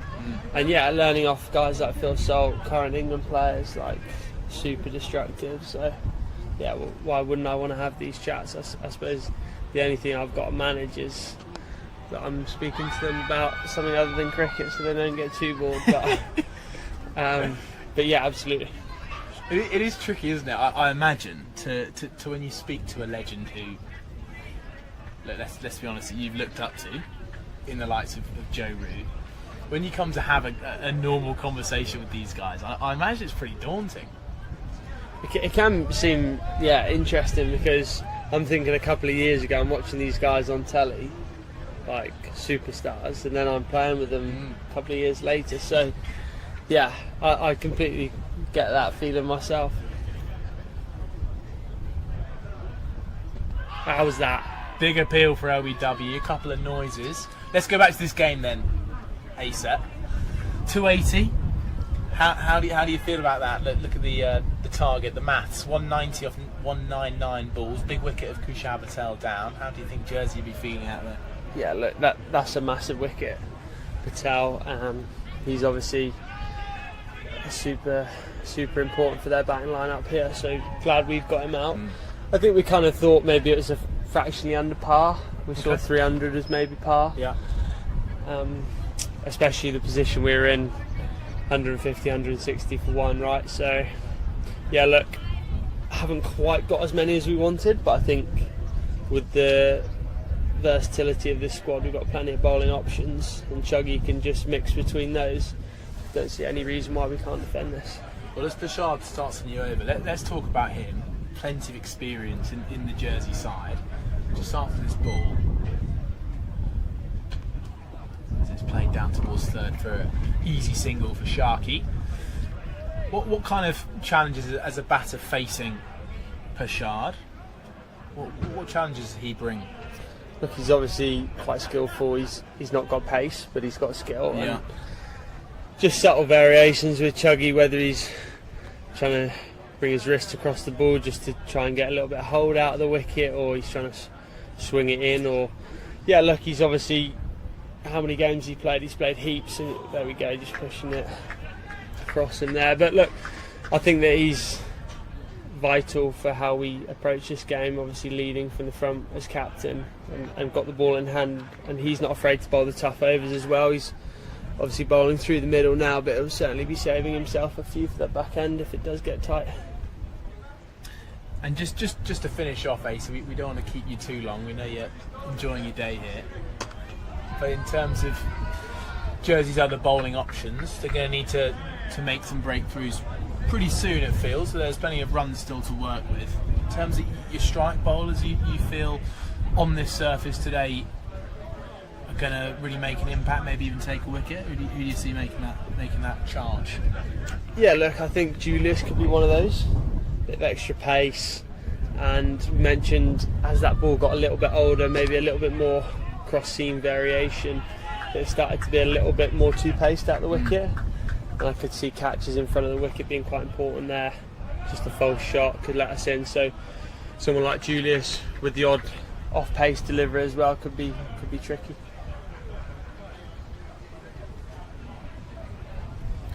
Hey, so just looking at it from a coaching perspective, if you don't mind me just coming in, you've had a run of form with plenty of hundreds back to back.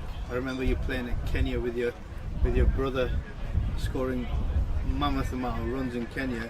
But since then, you've obviously kicked on and you've got some big runs. You've also got some experience in franchise cricket as well. What's been the real key to the success of your batting? If you could really home in on one particular area, is it a technical aspect, is it a mental aspect, is it a physical element? Because you're obviously growing over the last couple of years as well since I've last seen you. Yeah, look, I find it hard when I get asked that question to pinpoint one thing specifically. Look, obviously I've made a couple of technical changes which have helped across formats, but I think cricket is a really mental game, and it's about having a robust mindset for that. So I would certainly put a lot of it down to that, but I think the volume of balls that I've hit over the last 18 months has been a main driving factor. Not just hitting balls for the sake of it, but focus training into how I can get better. Areas that I've been exposed to that I haven't quite mastered when nice bit of spin, that I haven't quite mastered when I've played in those environments, and going away working at those so that I can be ready to cope with that environment when I go back at it. So that would probably be my main thing, training outside my comfort zone, and really pushing myself that way. Just talking about your comfort zone then, is one thing in particular that you could just, so some good young listeners who are looking up to the game, who are obviously understanding that you're now starting to get into the game at the top level and earning some really good money, which is a great reward for your hard commitment, and they would probably be looking up to that in the next 5 to 10 years. Is there one particular thing that you worked on? So let's say against spin, is there anything that you would strongly encourage youngsters to do more often? Yeah, I mean, spin related, it would probably just be quick feet, like whether that's nicely bowled, run them out. Chance at striker's end, blocked by Sharky in the end. Huge scream from the fan, 95 for 2. Yeah, so big thing against spin is dynamic foot movement, so not really getting stuck after a press, but how can I get right forward to play it before it spins, or right back to play it after it spins. So that would be a key thing against spin. I think a lot of players can whack spin, but that's high risk. How can you be a good player of spin who doesn't need to take risk but can score freely? So that'd be a big thing, and that is coming from good footwork. So, but in overall kind of trying to training and for young lads would be to put yourself outside your comfort zone, work on your weaknesses. Oh, nice stuff.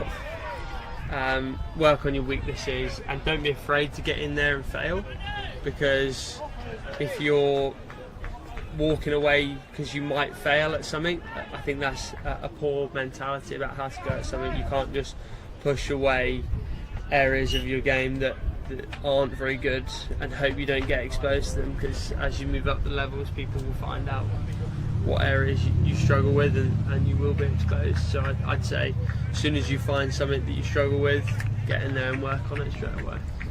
Yeah, there was an area I had the pleasure of working with Peter Moores back in the day, and he often referred to positive failure, where if you're in and around an environment and you're constantly failing, it's actually expanding your experience of not failing under pressure. And when you do fail, it often gives you a great chance to come back and continue your success under pressure as well. So yeah, he spoke really well about that, and he was quite big on it's okay to fail as long as you're learning from it and you're developing from it. Yeah, absolutely. So yeah, a great message to the youngsters. Asa, I think it's our time to hand you back and for you to enjoy the rest of your day. Thank you so much for popping into the commentary box, the commentary tent. Thanks, buddy. Cheers, guys. And thanks for showing the way. Catch you later. Thanks, Asa. Have a good day. Asa Tribe of Glamorgan and Jersey joined us. Very good to have him here today. Not only for us, but also for the side, to have Asa around and be able to help his teammates. Just to be around the group would be a huge help. So 97 for 2 then at the end of the 19th. And Nepal just stalling ever so slightly, and Jersey trying to keep the pressure on. So good to hear from a man who's started in Jersey. This is a huge lap sweep out towards deep fine leg. It's going to run away for 4, and these two batters starting to show the way of how they can keep and maintain the scoring on a tricky surface. 100 up for Nepal, 101 for 2. So good to hear from Asa there. Yeah, fantastic cricketer. Obviously a limelight for youngsters who are coming through now, watching a Jersey-born player at the big level, experienced in franchise cricket now. He's got some experience, exposure, should I say. He's been over to South Africa, played. Obviously, he's playing the 100 as well, playing for Glamorgan as well. So he's definitely a homemade name, and I'm sure others will be looking at the same opportunity as well if they can get it. But a fantastic cricketer. I remember him in Kenya. Boy, he played really well. I think he's received enough of an ego massage now. Good player though. Right, Charles Bashard then to continue his over from the pavilion end, providing that variance in skill. Flowing drive from Pandey out towards Blompi at deep point. Throws in to prevent the second run. And just in terms of the game situation now, 180 off 184 balls. Nepal got wickets in hand. Two players who are starting to play themselves in. Do you think all of a sudden it might be advantage Nepal?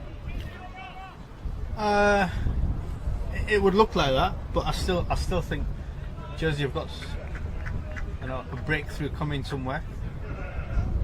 You're looking. There's still 30 overs left in the game. A couple of wickets, and the pressure's really back on. The danger is you let these two guys go very quick between the stumps. They'll obviously find a boundary here and there. You let them continue on. Pritchard ends up bowling his allotted overs. The pressure's back on Jersey then. Yeah, it certainly would be, and you get the feeling that a breakthrough might be needed pretty soon.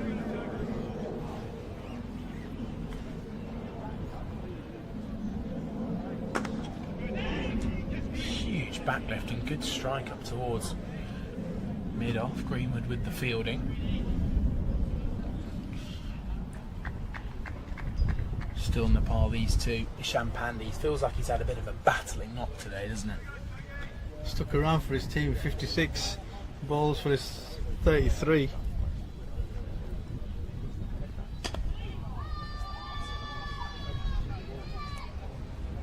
He's starting to find form. It's exactly what Nepal be wanting from this, isn't it? You've got your man who's in top form at the top of the order. He's come in, got a good 50. He's now out, but now all of a sudden the chance for other players in this squad to be able to, have a bit of time at the crease. Yeah, absolutely. And I think from a Nepal perspective, they obviously want their opportunities for their batters at the top end to get some quality time in. Lots of volume of deliveries under pressure, which will set them into a really good position for the next tournament over the next couple of weeks. That pressure is going to come thick and fast with Netherlands and Namibia. So yeah, exactly what I'm sure Stuart Law would wanted from his boys. Here's Ward then.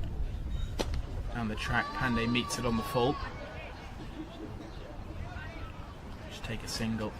Ward very impressive on Monday with his leggies, his googlies. We're asking plenty of questions. Ward taking the wicket near the top of the man on strike now. Bim Sharkey was one of his scouts. Bowled in with a slightly low bouncing drag on. He also took the wicket of Karan KC.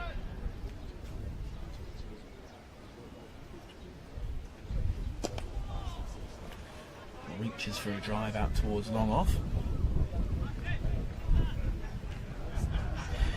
Jersey are in danger here, it feels, of letting the Nepalese batters get a little bit too comfortable. And it just feels like they're being given that chance just to bat as a sweep shot goes past short fine leg. That's going to be 4 more. Isham Pandey moves to 39 and Jersey need a breakthrough. Just heard a little call from a Jersey fan saying we need a wicket here. I think that's the story.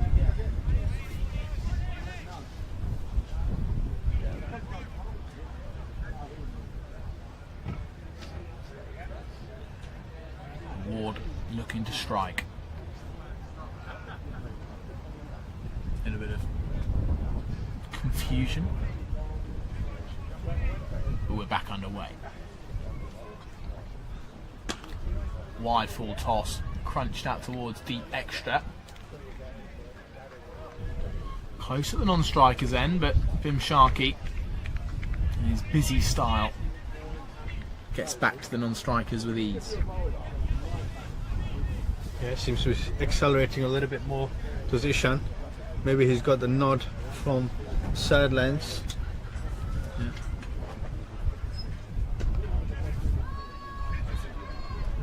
Single found. Jonty Jenner so quick in the covers. I think from a batting perspective, he can be somewhere at half stage on the 25th over. If you can be somewhere around the 140 mark, you're halfway there, and you're making it a little bit easier for the guys to come in. A little bit of grip and cut away by Sharkey.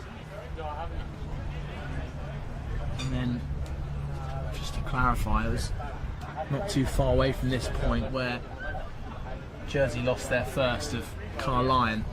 They were 115 for 1 at the time, so pretty close. That worm would be pretty much neck and neck. Nepal just slightly ahead, but they have lost that second wicket. From the first ball to the final over. Watch every T20I, ODI and Test highlight from around the world. From rising stars to seasoned pros, every domestic and international match matters. Catch every cricket highlight, anytime, only on Stike Sports. Scoring rate, but it has now popped up since Bim Sharkey and Isham Pandey have started to get into their groove. Yeah, it'll be interesting to see whether that spike can just continuously agree. As I've just said that, it's just dipped again.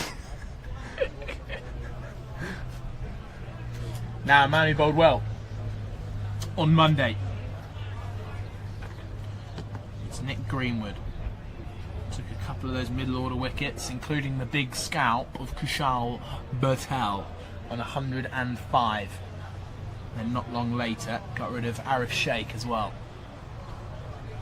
And a power all-rounder.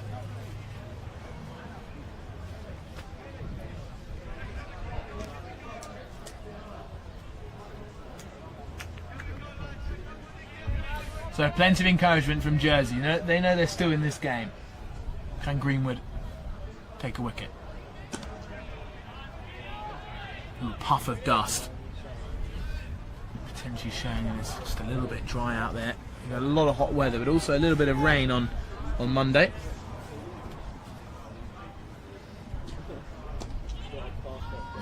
to the leg side.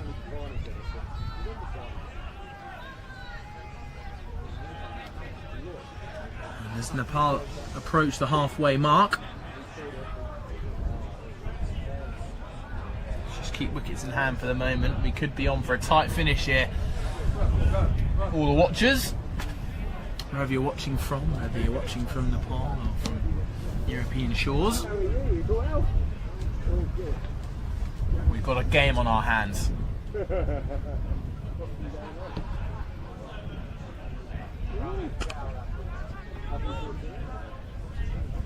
Champagne continue to tick along.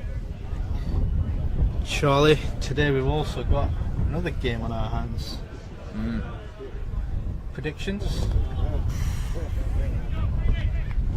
England against Argentina. I felt that Norway was going to be a bigger challenge than Argentina, just because of the way that it's a lovely sweep shot, backward at square, doesn't even bother running, beats a running Patrick Googe out there. This is really good batting here from Nepal. And Champagne now moves with that score to 46. My prediction is a 3-1 victory. We haven't been too good at preventing goal scoring, but we've also been quite good at scoring. Pulled away. If this skips along, which it does, it's 50 up for Champagne. The biggest cheer of the day as he shakes hands with Bim Sharkey, little bat tap, and he remains subdued as he knows in the chase there's work to be done. Good knock from Ishan Pandey after really working hard for his runs early doors. Yeah, absolutely. He's looked good in the last stages of this 50. Really looked competitive. He's been attacking early doors. He was very tentative. It looked like he was a walking wicket, but he seems to have recovered his confidence, his shot selection. The gameplay against spin has been a little bit easier than the guys who are just coming in, and a bit like Prashad targeting the top of the stumps. It's been really good, really impressive. He's got to kick on for his team. He's got a job to do. Bit of extra turn from Ward. This is going to be interesting now. The pitch is dry. It's a used deck. We've now had well over 150 overs on this wicket.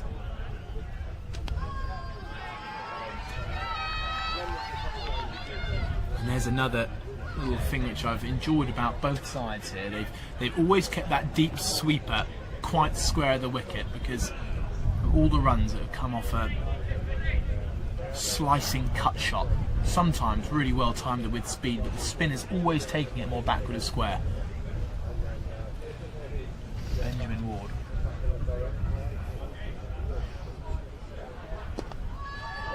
Brilliant fielding off his own bowling. Good diving stop, and after a couple of boundaries, feels very important for him. Yeah, he's done well, hasn't he? He's done well for the team.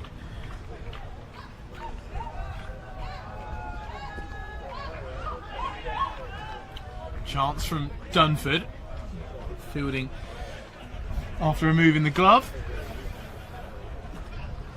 But yeah, Ward, he's a warrior. Always wants to be in the game, and he certainly was in it on Monday. So whether he can continue to make the ball turn, and that googly is going to be very important. Sharkey read it, turned it into leg for a single. Good passage of play this for the Nepal batters. They've just been showing that little bit more intent as we come up to the halfway stage, where 128 for 2.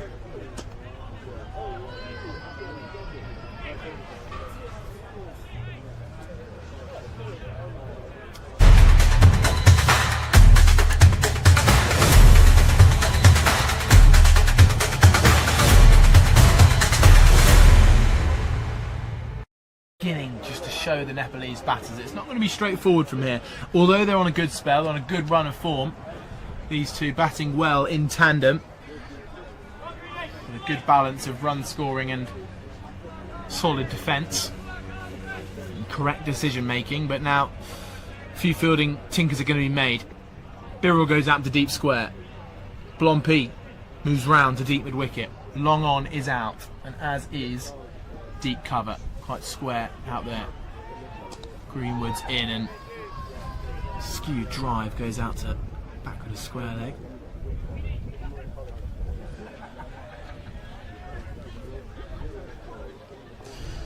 Now feels a good time to talk about percentages, doesn't it?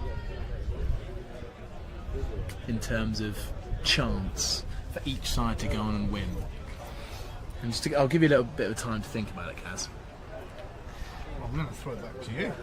So I'll go first then. I'd say we're about a couple of wickets could do everything. So I think we're looking at about 56% Nepal, is what I'd say. Not 57. Definitely not 57. It's very precise. What were you thinking, 57? No, I was thinking more like 60-40. Okay. I was thinking more like 60-40. Bit less precise. Sitting on the fence, mate. No, okay. Fair play. Round numbers. Big appeal, this one. Instant shake of the head, but look at Greenwood's reaction.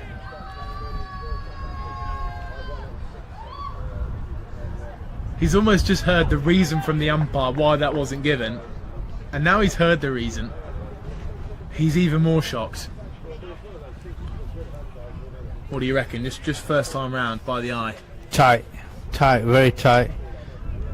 If anything, I could only think that it's going down leg.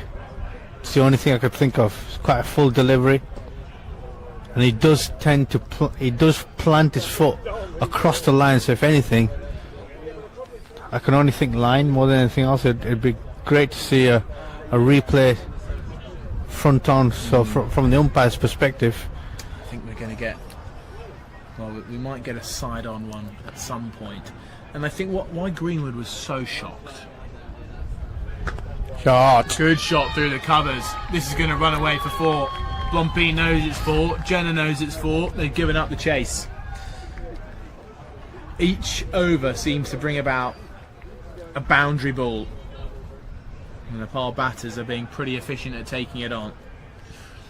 But just from my lip reading skills, I think the umpire might have not given that on height, which is why Greenwood was quite so shocked. However, hello sweet, big appeal for LBW, but not from the bowler. He knows impact was outside off. So that ends the over, 135 for 2. And behind every victory, there's a story the world never sees. The pain, the passion, the purpose. At Stike Sports, we go beyond the game to bring you the heart of the athlete. Come, be part of the journey. Watch the biographies rise to glory, only on Stike Sports. Yeah, I spoke about it earlier, around about the 140-45 mark, to try and get halfway in the run chase from half the overs, leaving the rest of the batters a decent score to chase. Done really well so far, these two batters. Bimmel's been busy off his 27 balls for his 17. He's run really well. 10 dot balls into singles, which is what you want. It's just whether he's got the steam to continue on for long periods and bat through. Change of bowling. Now, by the judging of keeper Stanley up to the stumps, we're going to see a lot of Daniel Birrell taking pace off. Short fine leg is in the ring. Again, another sign of pace off. Third man's out. Cover point is out on the boundary. And there's also deep square and long on. I would say that's music to my ears. Short, just easy single then for Nepal.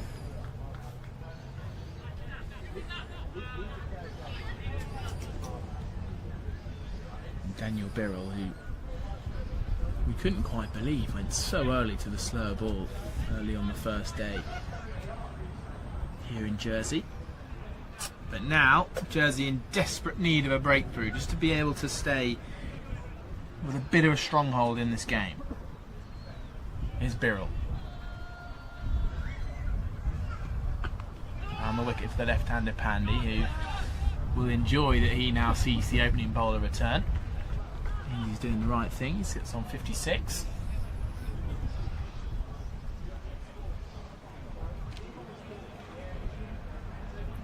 Where can Jersey find their wicket, Kaz? Where do you see it possibly coming from? Maybe a trap, you might say, or a fielding change? Although this is the top edge, I think it might land safely. Yeah, Greenwood's in pursuit. Retrieves it from inside the rope, and Pandey moves to 58. Well, I think that's the first sign there, and the first part of the question that I'm going to answer is really putting on some variation with your deliveries to mix the timing up, and I've been saying that pretty much most of the afternoon. On this pitch, you've got to do that, especially with batters who need pace. I think the second thing is also trying to squeeze out and tighten up one end, because at the moment the ball's flying around the ground in all parts of different directions. Birrell just bringing the stumps into play there with that slightly slower ball. And Dunford standing up with the black gloves on, looks the part.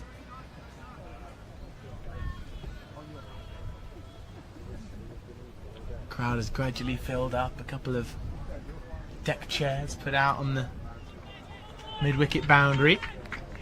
Looks like one man is got his hat over his eyes, just enjoying the cricketing lifestyle.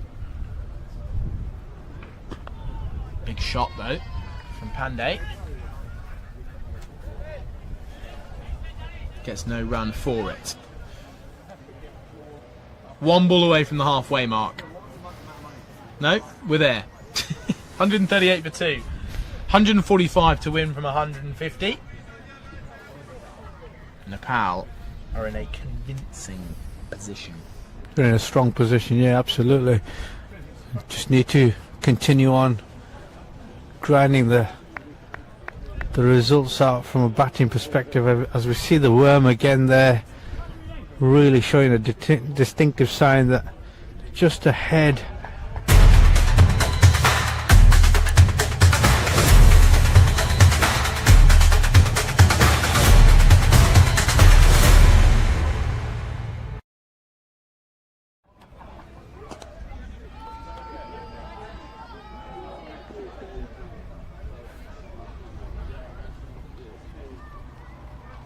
Now Nepal will want it to stay like this the entire game. They'll want to just keep ticking on, try and sap the life out of the Jersey fielders.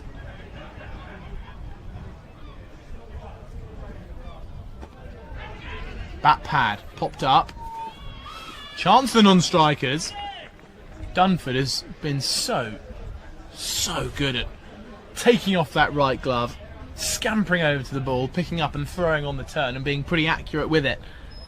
Who's to say he might not get a bit of a closer chance coming soon.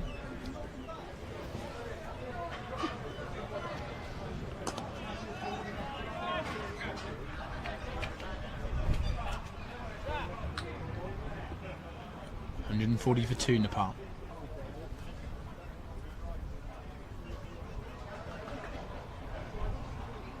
Reverse sweep, struck on the left shoulder. We saw something relatively similar be given yesterday off the bowling of Greenwood. We've seen some of them being given out. Yeah. We certainly have. It was a pretty swift rejection there that time. That's a good sweep shot. It's going to take some stopping. Daniel Birrell with the work. Solid from him out at deep backward square. That looked like a very, very tricky piece of ground fielding. Yeah, it did, for a tall man, fast bowler, getting down. Did really well. Used a bit of the old kneecap. Rolled over it. Well done. In comes Greenwood. Look at this. Bit of pressure building for Jersey. They're trying to show a little bit of passion. A little bit of something. How can they force a wicket? How can they just create a moment? That ends the 26th. 142 for 2. Greenwood looks a little bit steaming. Yeah, 20 for none off his 3. Do with just a breakthrough here, Jersey. Just going through the motions a little bit. We need something to happen.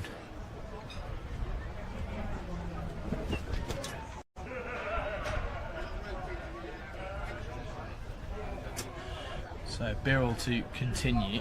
Let's have a look at this. Is this the reverse sweep? It is. Oh, it's hit on the helmet. Is it helmet? Oh, very high up on the shoulder. Look at that extra bounce.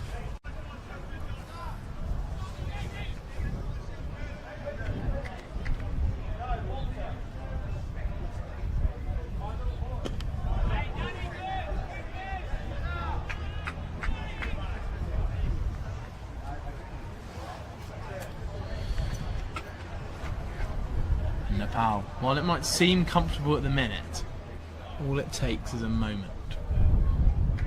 Just for Jersey to bring it back. Staying in touch, Jersey, not letting them get away. And that's a glorious stroke. Ishan Pandey is a new man. He's become accustomed to the conditions. He's waiting for the bad balls, and now he's putting them away with style. Nepal moved to 146 for 2.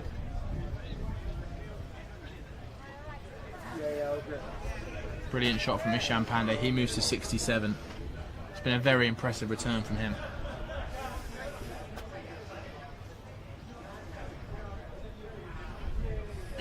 Back of a lane, cut straight to Jonty Jenner. And some pretty good backing up from Julius Samaroa. Body on the line stuff there. So it clattered into his back thigh with the long barrier.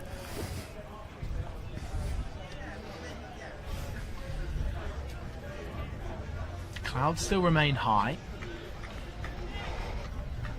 Wind still moving at a decent pace. Inside edge onto the back pad, or maybe even onto the keeper. Something's brewing here.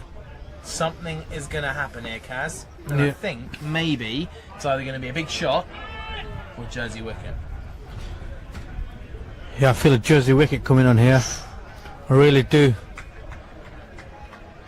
Again, with different pace being utilised, I feel a nick or a batting error, which is going to force a wicket here. Dropped into the offside. Is this a chance? Sharky gets in safely.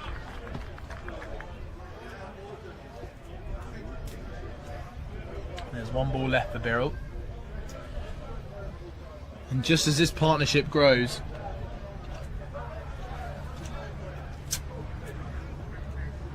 the left and right hand partnership is going to be a little bit frustrating here for the Jersey players.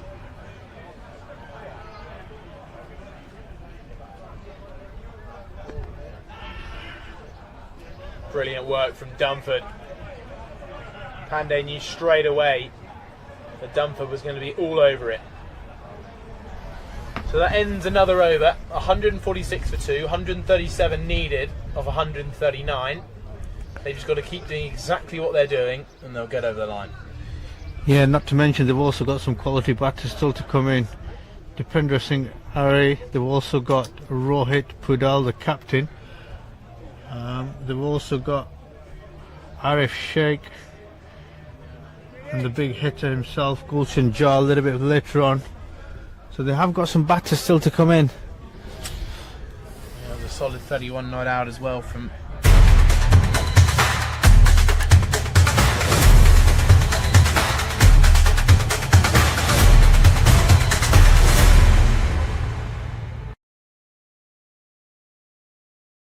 Paddle sweep, which is going to take a great piece of fielding work. Young man out there does some good work. Well, just remember yesterday, everybody, from 172 for 2 to 250 for 8. That's the possibility. And this partnership is building nicely. Has that been caught? The paddle sweep has come off something, and Dunford's pretty quickly agreed with the umpire, but it's definitely popped off something. Yeah, it'll be interesting to see that replay again.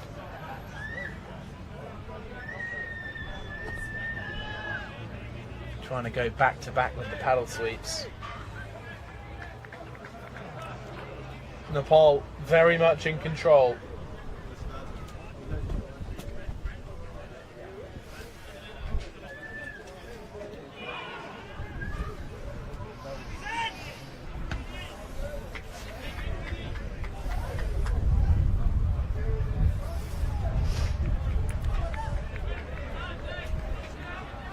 So Greenwood again looking for this wicket. He was the man to dismiss Pandey on Monday.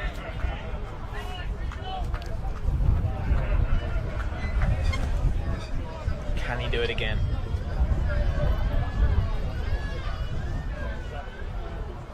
There's a paddle sweep. Just come off the fine edge of the bat. And I think they're going to have to make a fielding change here, Jersey. And a kick of the dust from Greenwood tells you why. 4 runs to end the over, 150 up for Nepal, 28 overs gone and 152 for 2. Ishan Pandey is on 70, Bim Sharkey on 21. Yeah, he's played that nicely, hasn't he? Just round the corner, did it a couple of balls earlier, got for 2 runs. But this time he gets 4 quality runs. Just using his crease a little bit more, slightly down leg side from Greenwood, and he's just got the face of the bat to run it down to fine leg. Fantastic bit of batting there for Ishan, who's 70 off 89 balls. Supported nicely from Bim Sharkey, who's 21 of 35 balls.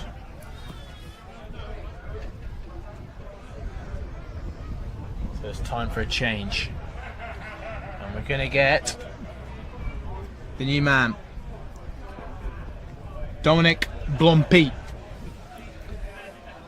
Provide a little bit of spin.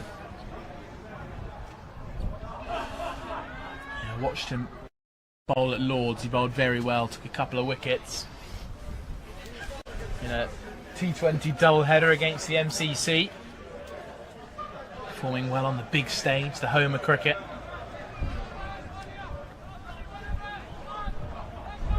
Can Plompi be the man to make or start the collapse? This looks like the kind of bowler that can make something happen. Yeah, from a first ball perspective, attacking the crease nicely, getting through his action. Trajectory is good, looking to target the pads. Just whether he can extract some turn. Paddle sweep, played well by Sharkey. Again, that's the 3rd time in the last 1.5 overs. Runs away to the boundary for 4. Sharkey on to 25, 156 up for Nepal now. Good cricketing shot. Good cricket shots, just using the pace that Blumpy is offering there. Slightly offline. And Bim Sharkey's gone down. Shorter stature, so can get easily get closer to the ground, just to help that on its way. Fantastic bit of cricket.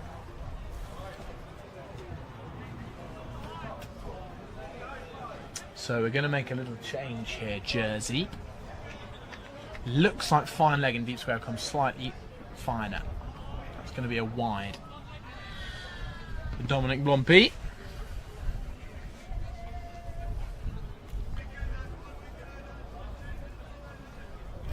I'm not sure if you picked up on that from Van Breda in mid-wicket. This one's been clubbed out over his head though. 4 more to Bim Sharkey. And all of a sudden, the Nepal players are gaining some noise as well. 161 for 2 now, Nepal. Wonder if we've... they sound like they're enjoying themselves, don't they, over there in their little mini marquee on the far side of this side of the ground. Relaxed feel, relaxed nature to the group. Enjoying watching their number 3 and 4 expertly chasing down this score.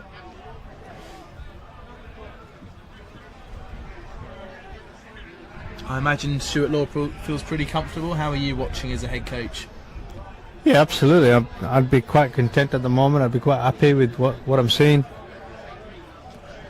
All my batters are getting some time in the middle, which is really There's important. a direct hit! Very, very close.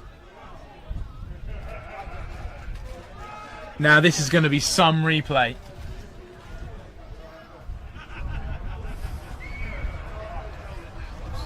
It needed a direct hit. Jonty Jenner was the man to do it. And look how good this man is in the field. One-handed pickup. Blimey, that's close. Good work from our cameraman out there.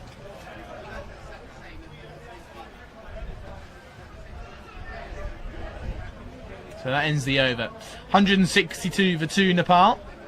And again, Jersey, because they're staying in it, because they are not giving anything away, they remain in with a shout. The problem is they're getting to a stage now. If you do put 2 wickets on, you'd still back Nepal to win. If you make that 162 for 4, you can't help but feel they'd probably still be ahead of the game. Although there'd be potentially 2 new batters in. So Jersey need a wicket here. Here's Greenwood. It moves to 31 with what seems a pretty simple tap into the leg side. Yeah, an effective bit of cricket there. Bim Sharkey, he's doing everything that's required of him right now, picking up singles off the off spinner, making it look easy.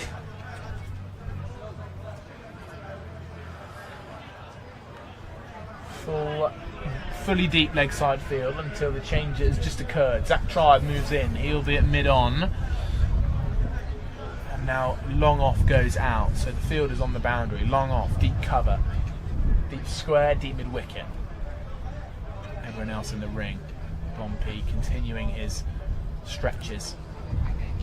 Oh, that one scuttles low. How close was that? He had a brilliant angle from long off. Watch it just slide through the gate.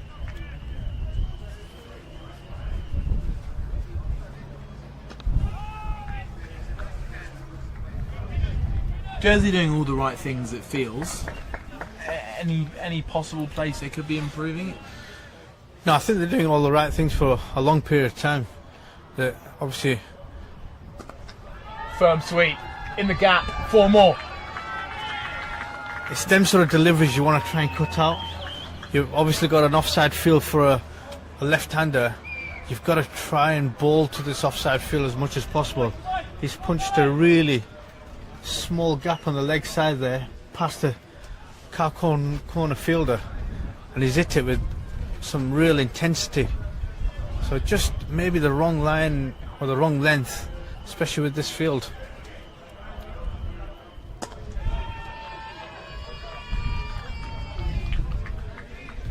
You're listening to Charlie Harden and former Kuwait head coach Kassim Ali on a breezy day here at Grainville in Jersey. Second one day where Nepal won the first one by 81 runs.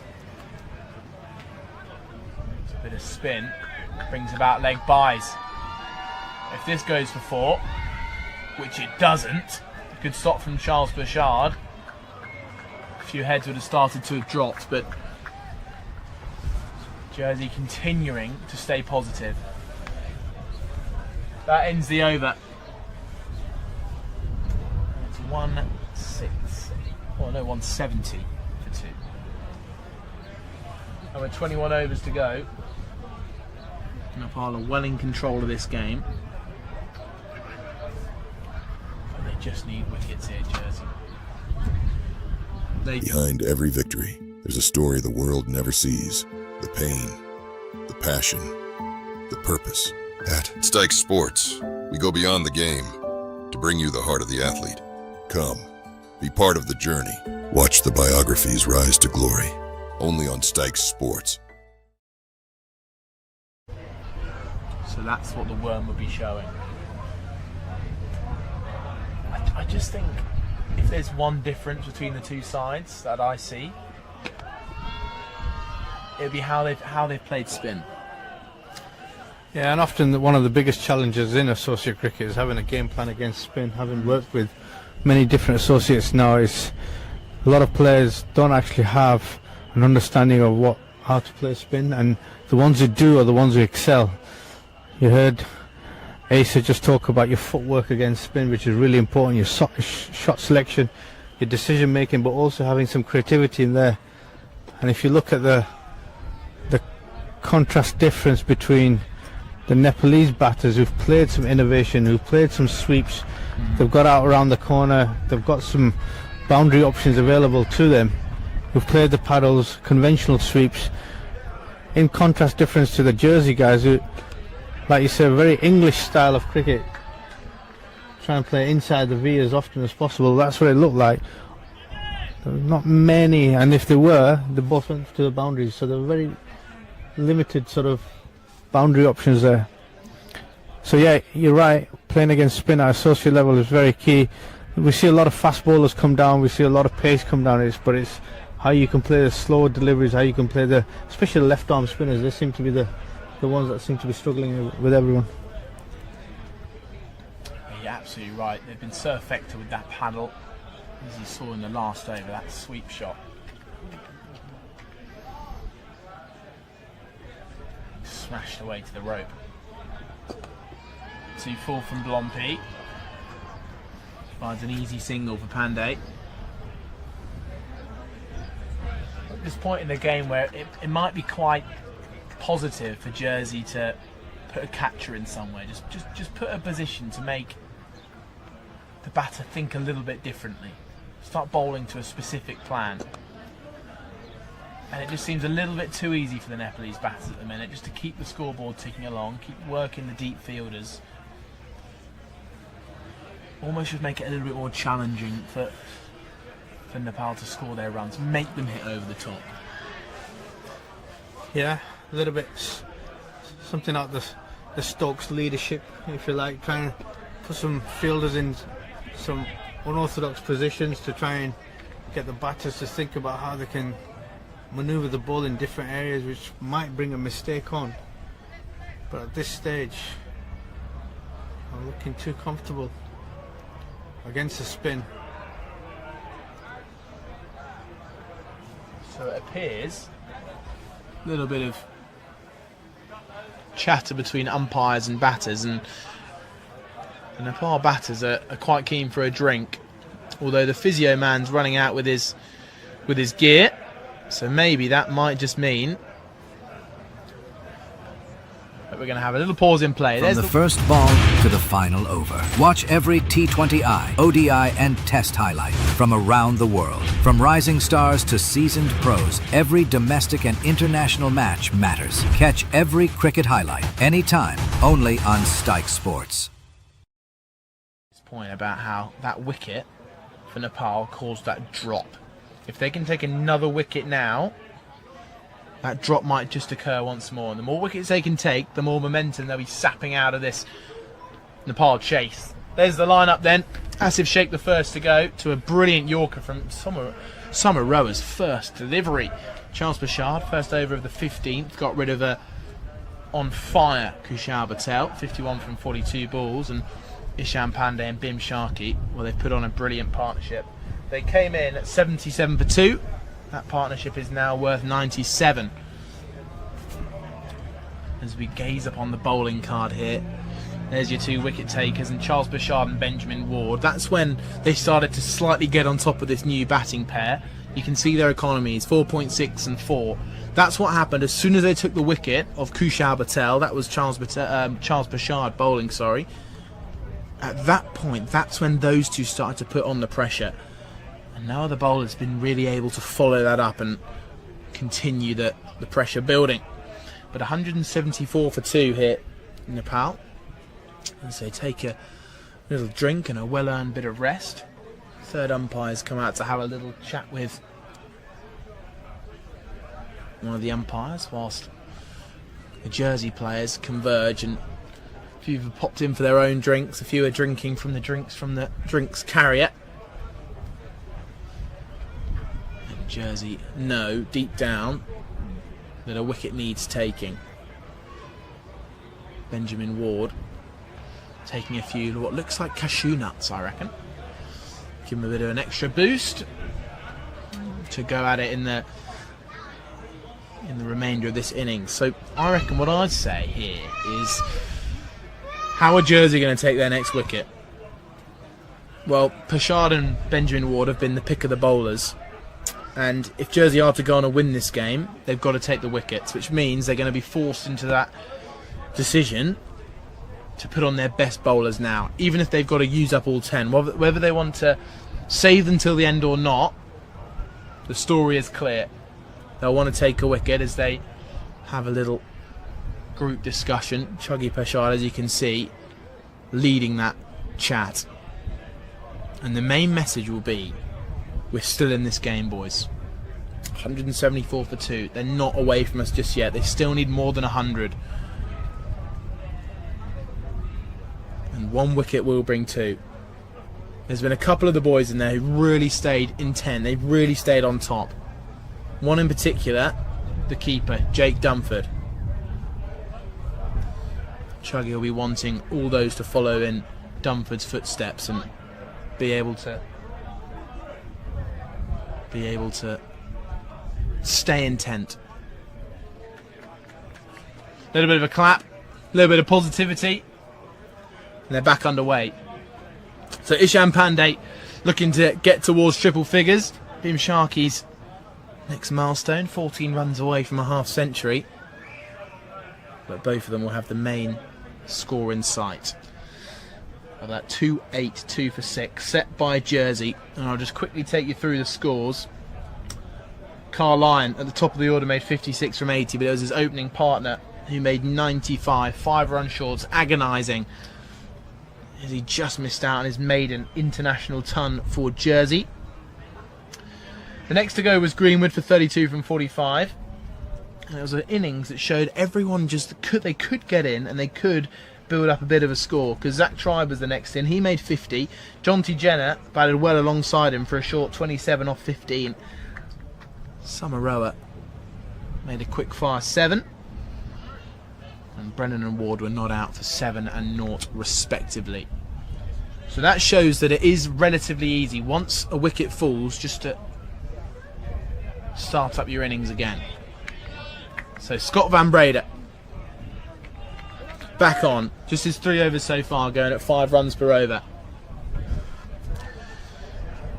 And the tall man with plenty of strength will be looking to break this partnership. Can Drinks provide Jersey a wicket?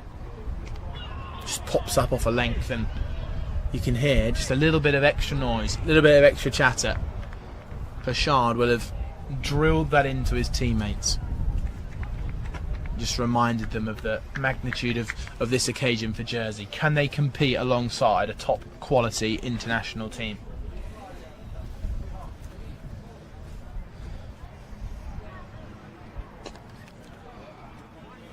To get through to a quick single. So normal service resumes for Nepal. 2 batters finding their form. Vim Sharkey had a battling 39 on Monday. He's approaching that mark again.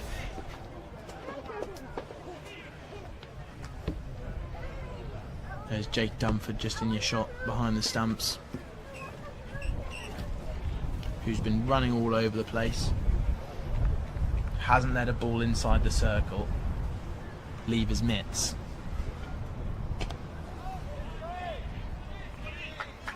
And Scott Van Breede seems to be their man that they've gone to from the pavilion end.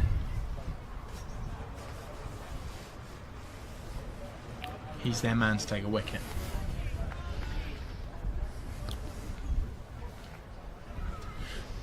So drinks has come.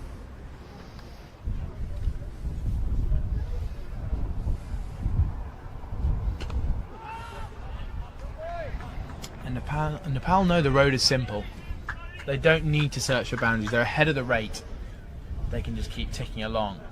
And it's up to Jersey to search for that wicket now. Yeah, they have to make something happen here. They are doing the right things. They are putting the ball in the right places.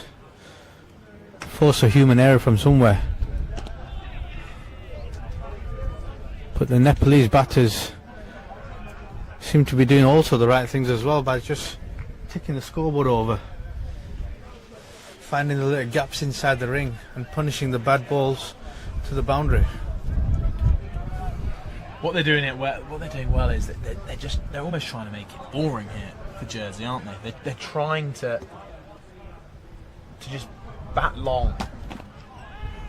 And they know they don't have to search for anything at the minute, but Jersey are doing everything absolutely possible to try and unsettle, try and make that breakthrough. That ends the over. 176 for 2. With 18 overs to go. 107 from 108 is the story. Just under 1 a ball. Nepal will be feeling confident that they can tick this off. If they...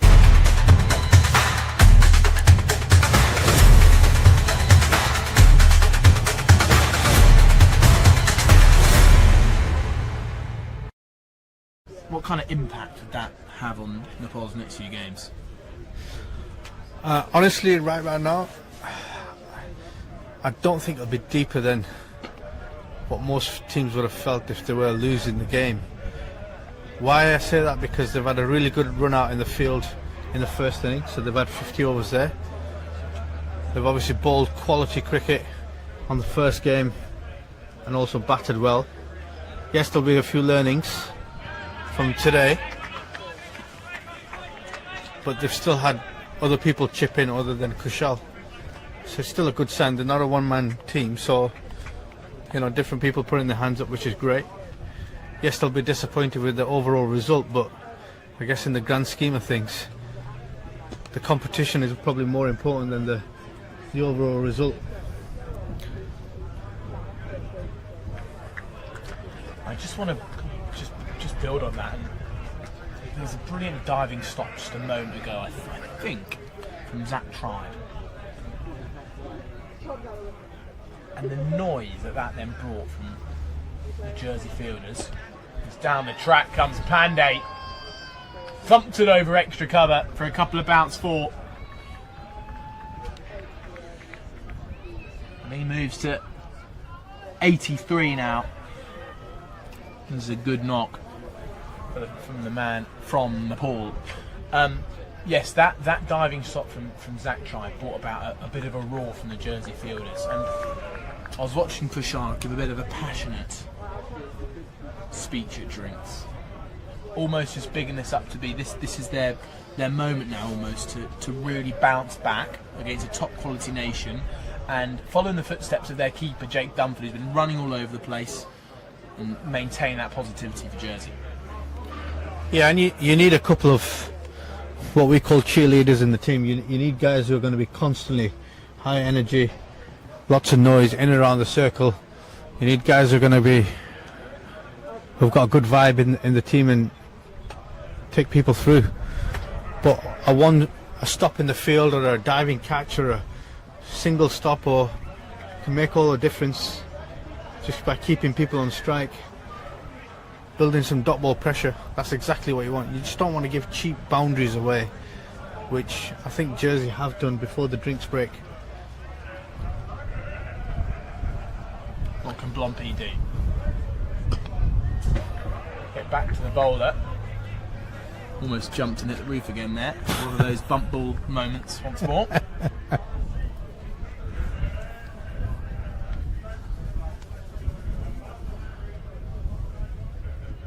Down the track, over the bowler's head.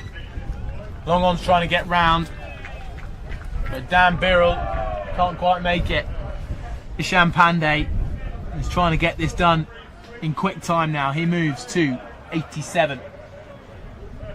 Quality shot. This is what I'm talking about. Using your feet to the spin, hitting down the ground, getting to the pitch of the ball to help negate the spin, if there is any, and hitting.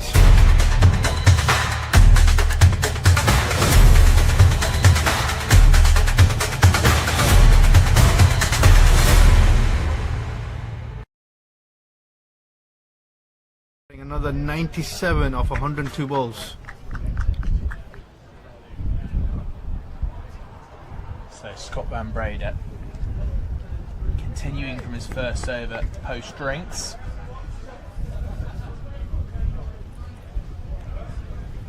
Lumbers in to the Smith Bimsharki. Flowing drive hits back the point. No run added.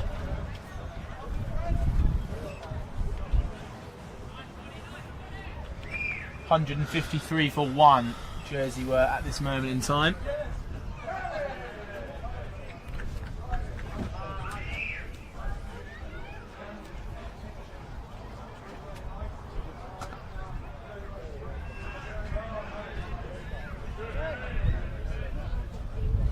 It doesn't really feel like they're going to make the breakthrough by building up dots. It feels like we're past that time. And in terms of where Jersey can possibly find this breakthrough, well, it feels like maybe an unforced error from a Nepalese batter. Yeah, for sure. This could be a chance. Greenwood under it. Taken on the rope. There's the unforced error. Bimsharki on 37 comes down the track to Scott Van Breda, tries to clear him over the bowler's head. And you've got to argue that the game situation at this point in time, was that needed? Well, Bimsharki was trying to get a boundary, try and speed up this run chase. And Jersey will know, in that huddle, they'll know that this game is back on. They've done what they needed to do, they've broken the partnership. And now Nepal at 186 for 3. It's going to make their job just a little bit more challenging. Yeah, and that's the forced error you're talking about. They're really good catch in the deep by Greenwood, very close to us. But I 100% agree with you. In the context of the game, absolutely bossing it. Bim Sharky 37 of 51 deliveries. Was that required? Did you need to give that wicket away? Not quite sure you did. Well, Van Breda with his first wicket of the series comes in his 5th over on the 17, and more importantly, halfway through the 34th over, Nepal's run chase takes a dent. And that wicket brings about the main man, Dipendra Singh Array, their top scorer in the ICC T20 World Cup from February. Yeah, he was their main batter in that tournament, and this is a chance for him to get a little bit of time at the crease. Yeah, he wouldn't have batted much. He's obviously didn't bat on Monday. It'll be interesting to see how he gets on, but he's a quality batter. He's really busy at the crease. He's got power, he's got finesse, he's also got a bit of creativity in him as well. So, and he's an experienced franchise player coming back into 18 overs left of the game. This will be right up his street. Well, Jersey will want to go bang bang. That one pops up. Here's something brewing now for Jersey. You can feel it in the air. More encouragement. Jersey will be seeing this as a free hit now, right? I think they'll be looking at possible opportunities to put pressure on the new batter. gets off the mark in classy style just by running it down to third man. A good ball earns him a run. Well, this is the kind of over that Jersey needed. Plenty of dots, a wicket, a stall in the progression of this game for Nepal. Just means a new batter, however talented, has got to start again.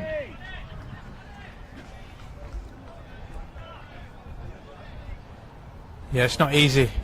New batter coming in on this wicket, and that's what I was talking about a little bit earlier on in the day, is that you've got to spend time on this wicket. You've got to spend time, and then it becomes easier. But until then, there's always a delivery with the name on it, and you've just got to try and utilise the gaps in the inner circle as much as possible. Well, here comes the dip post wicket. There's the worm for you. And I wouldn't be surprised if those lines start to converge again as the new batter Desiree begins to settle into his innings. And if they can dismiss Ishan Pandey, the man who's set, the man on 87, if they can dismiss him, this game has a completely different outlook.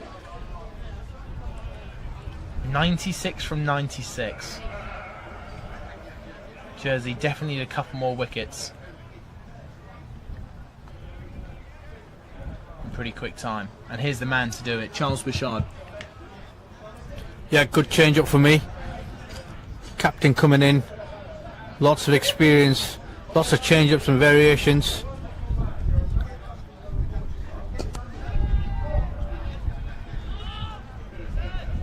That's what we'll try and do. We'll try and vary his speeds, use his skill. You likened him to Benny Howe yesterday, and that's a really good comparison for me.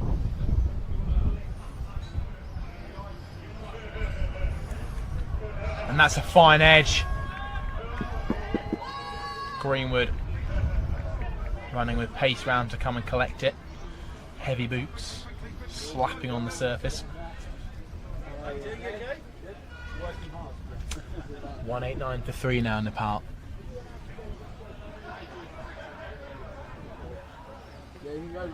As this game holds now a little bit more tension.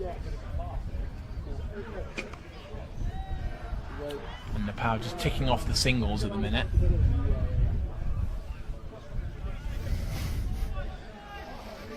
And as we've just heard, a very, very small rumble.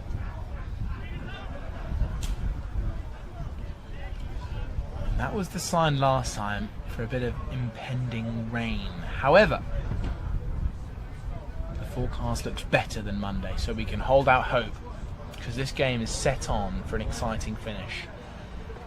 93 from 93 is Bouchard. Pandey looks for a single, and it's Jonty Jenner. Check out that run in between the wickets.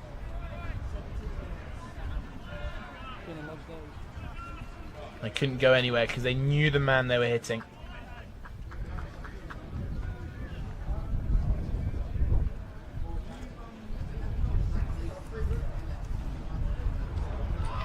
Good work from Dunford down the leg side. He knows deep down that's not out, but it's a great piece of work. And we saw him do something very similar. And do you know who it was? On strike, who got stumped down the leg side last time? Ishan, maybe? Ishan Pandey it was. So the man who was on strike on 87 was dismissed to a stumping in very, very similar style just on Monday. Great work from Dunford. Pandey 13 runs away.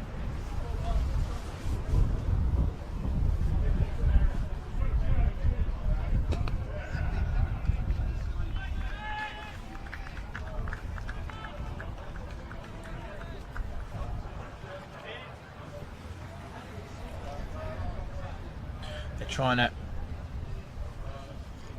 get all their wicket-taking bowlers on now, Jersey. Pershard from that end, Van Breda from this end.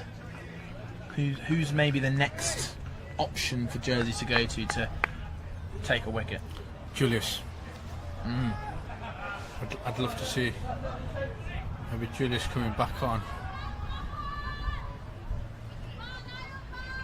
Asa Tribe was talking about Samaroa and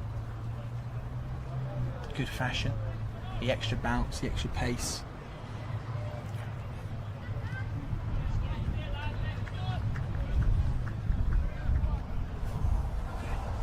Here's Van Breda then, halfway through his 10. Push off the back foot. It's Jonty Jenner though, another chance. And it's clashed into the legs of Array, who apologises.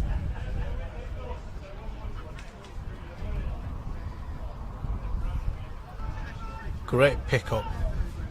Eagerly assisted by something on the edge of the square. Just allowed the ball to pop up straight into the hand of Jonty Jenner, who threw off balance. Pendra would have been impressed with that.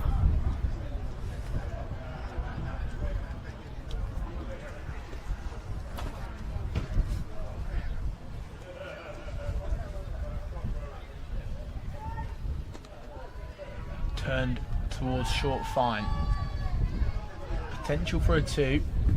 Missed the bat of Ishan Pandey. I'm going to choose to ignore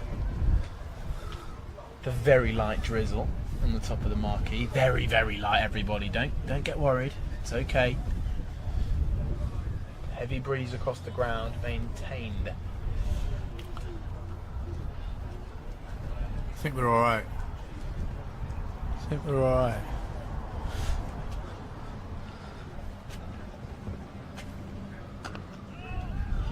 Solid punch from Array. Well, 9-3 for 3 in Nepal. And I would just quite like to see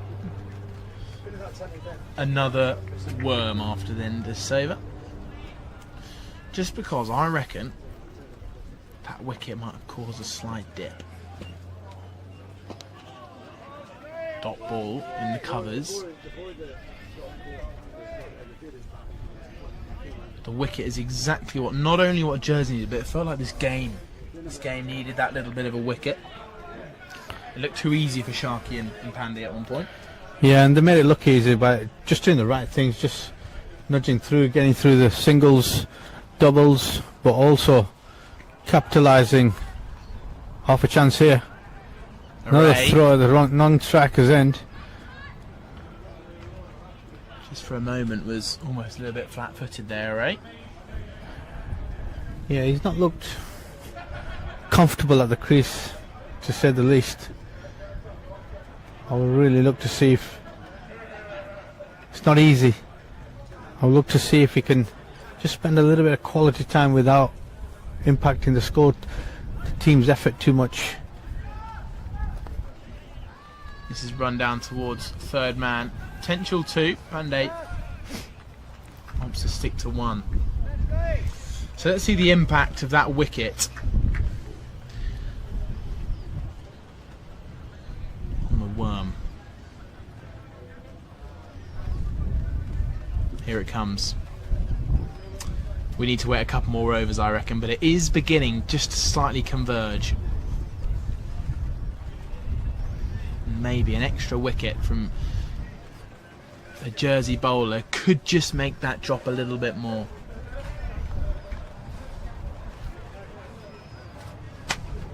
And Pershard is their man.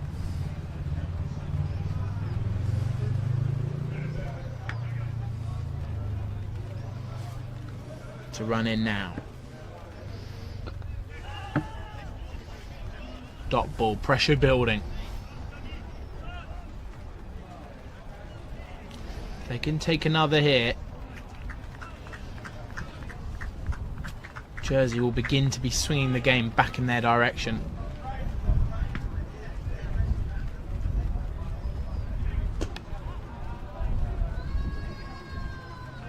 The reaction from Pershard, a few slaps on the ground. He knew how important it would have been just to build up an extra dot.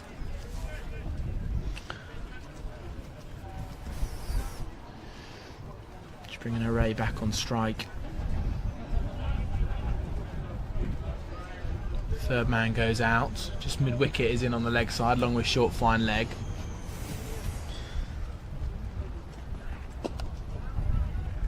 Hits the mid-wicket fielder. They do get through to a quick single.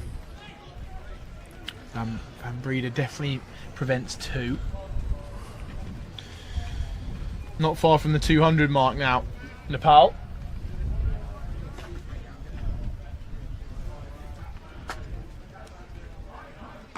Top edge, here's a chance. Samaroa doesn't put it down. Isham Pandey goes for 90. That's the wicket Jersey needed. And all of a sudden out comes a new batter alongside DS Array, and this game is well and truly on. It's 86 needed off 80 balls. Jersey are doing all that they can. Fantastic little breakthrough there. We called it a couple of overs ago. Charlie coming in and doing something different. Not quite got hold of that.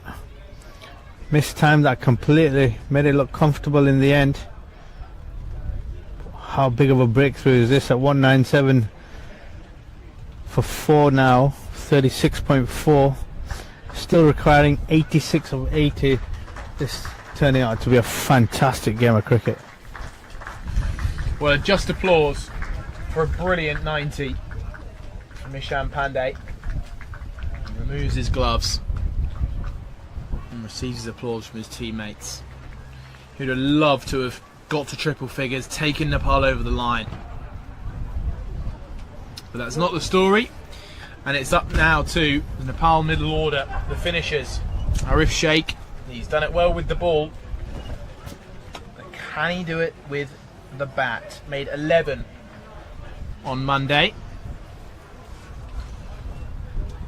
And DS Array now will be looking for someone just to stay with until the end. 13.2 overs to go.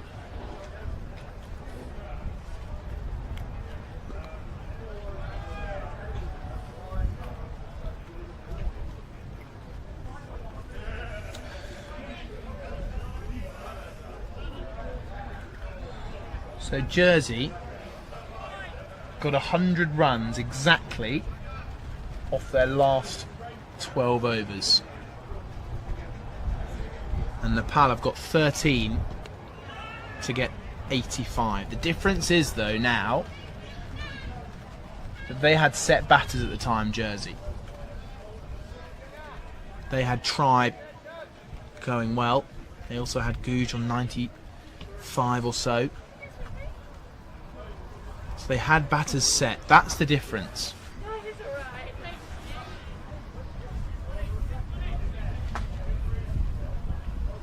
But with 13 overs to go, you can't help but feel that if Nepal were batting first, they'd be looking for that 300 mark. But because they've got 2 new batters in, that's what makes it challenging. Yeah, we said at the time on air that the 2 breakthrough wickets have just probably prevented Jersey getting to 300. And I can probably see the breakthrough here putting a lot of pressure now on the 2 new batters, even though Dipendra's been in for 11 deliveries. Arif Sheikh is going to have to start coming to the party relatively soon. He's only just got in and he needs to get himself into this batting wicket before he can start taking on some responsibility and pressure.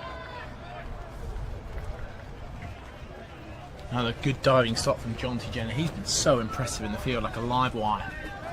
Yeah, he has. It's been good. The standards have been good, to be fair. I would probably say the Nepal standards, probably they might have been a little bit disappointed for their own set of standards, but Jersey have been really good in the field.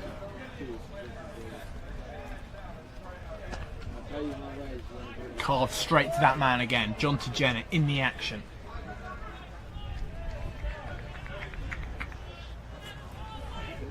One run now away from the 200 mark now, Nepal.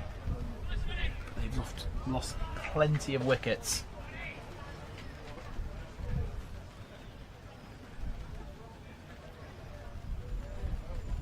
Good diving stop from Samaroa. Hesitation as well. The noise in the field tells you what that kind of moment means.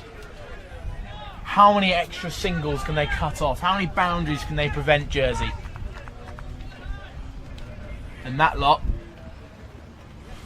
and Nepal fans, have a few nerves knocking around. Another one picks up off a length.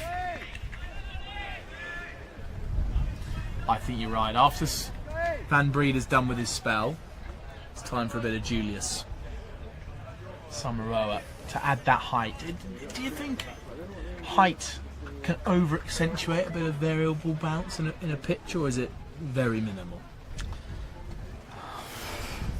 Depends how good the pitch is, I reckon. I mean, you look at some of the quality fast bowlers, got good height, got good bounce, equally supported by the pitch, and they're not actually breaking the back to get the bounce up. And you go on other decks where you got shorter guys who, because of the surface and the injustice in the surface, that there's balls pitching up and bouncing all over the place. So yeah, it depends on the surface as well, but I think they've been quality so far.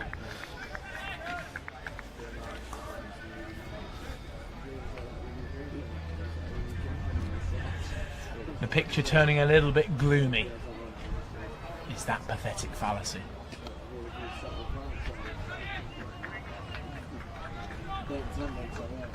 I think a question for me would probably be how much of this sort of slight rain that's been coming down persistently now for what, 5-10 minutes? How much has that had an effect on the delivery that Ishan Kishan went on to pull? Because he's played a few solid pulls all day long. How much has that gone into sort of skid onto him? Interesting to see what other impact the rest of until they stay out there and the rain keeps coming down, how much more impact there's going to be on that pitch and how best Jersey can utilise it. That one slides off the outside half towards deep point. It's a really interesting point you raised there, Kaz. Do you think that suits?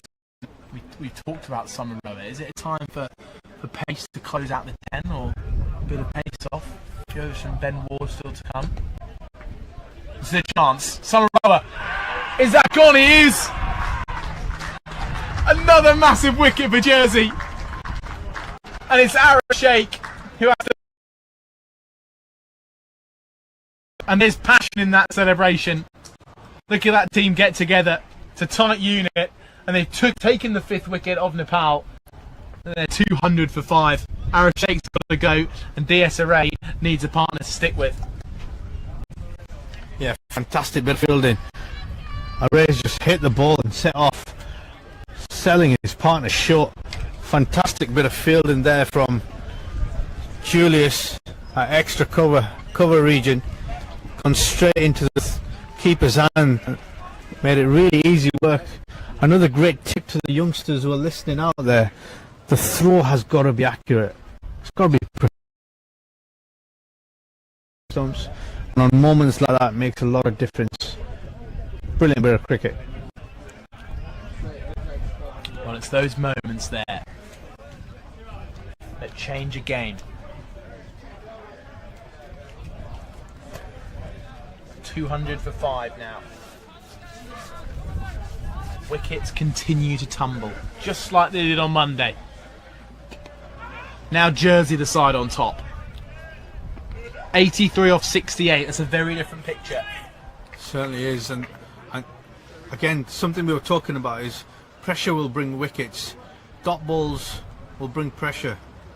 Good ball in good areas, a good plan will bring dot balls, so it all works together.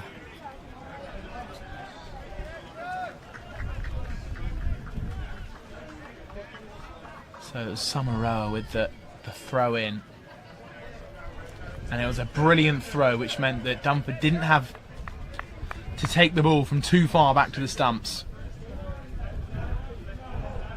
And Jersey will feel something brewing here now.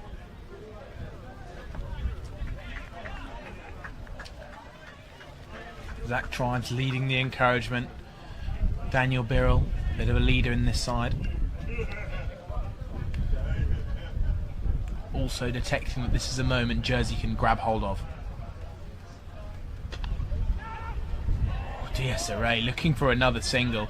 Well, it's his skipper alongside him now, Rohit Padel.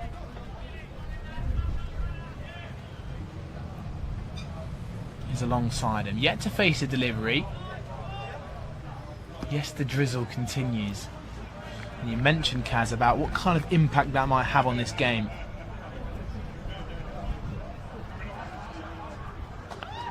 Cracking cut shot, but he's found the deep man.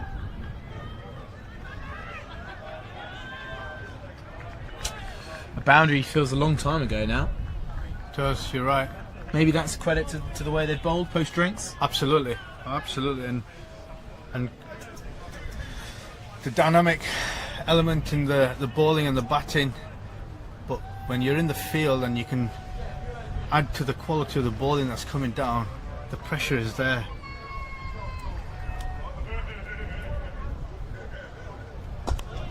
Van Breeder keeps his lines tight, but Nepal now, they now know that they've just got to search for every single run. You saw how fast they ran that first run. It's due to the game situation.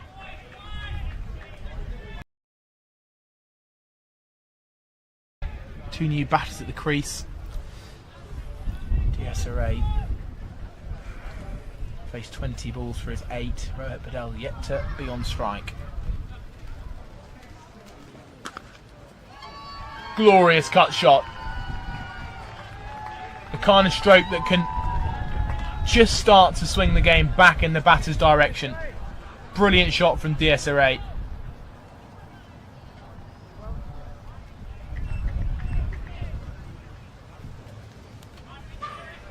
Just when you were talking about boundaries, we've seen one crash into the boundary rope there. What a fantastic cricket shot. Back foot cut shot. Fantastic.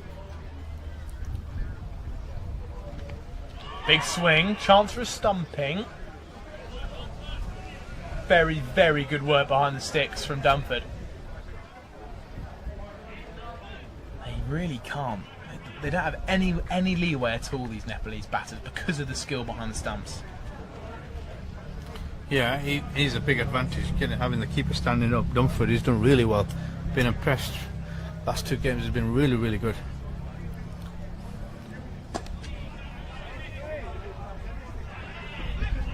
Oh no, this is not going to help Jersey. A piece of fielding from Birrell's been spilled, and because Zach Try was so on it to go and back up his teammate, the spill has actually pushed it back to where Zach Try was coming from. Coming from that mid-on area. And a little single. Again, just adds to the tension. Right, 10 overs to go. 76 needed. This game lies in the balance. And I think what's really important now is that wickets column. 5 wickets down. Nepal not in the position that they were. They were cruising at one stage. 186 for 2 they were. 2 batters set. Bim Sharkey was on 37. Ishan Pandey was in the 80s. They looked set on to make this run chase, but a few quick wickets and the game's changed. Absolutely. Added pressure in the wickets column. Excellent bowling to be backed up by the guys in the field, and they've really squeezed the gap here. Put the pressure back on to the Nepalese batters, asking questions every single delivery. Be interesting to see at what point do they just start to accelerate and try and catch up. In at the stumps from Pershad. He knows he probably drifted that just ever so slightly too far down the leg side, but his figures are strong. 2 for 31 from 8.1. Nepal had Lalit Rajbanshi, who controlled the game with spin, and Charles Pershad is doing the same for his country. The required run rate for so long was just under 6. Now it's at 7.76. Padel is taking on a risky chance. If that hits, that's gone.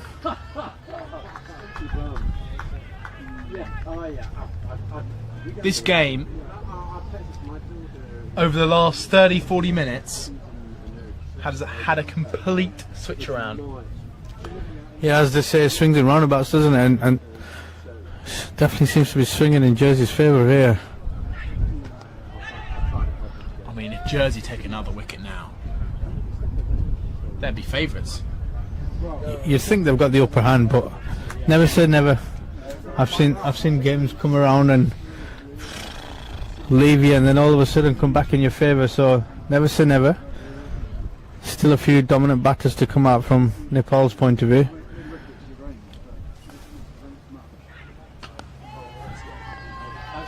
Blompi had a bit of tricky work to do out there. It was going towards him, but it was bobbling at pace. He did well to get something in behind it. Now, at one point in this chase so far, Nepal were about 35-40 runs ahead of where Jersey were.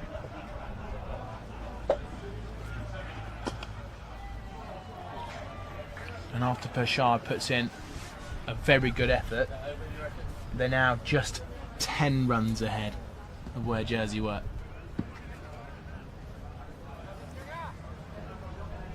But Nepal, the two men they've got at the crease are two of their more experienced ones. So that provides just another way of seeing this run chase. There is the worm. The lines are converging ever so slightly. And it's the wickets that have brought Jersey back in the game.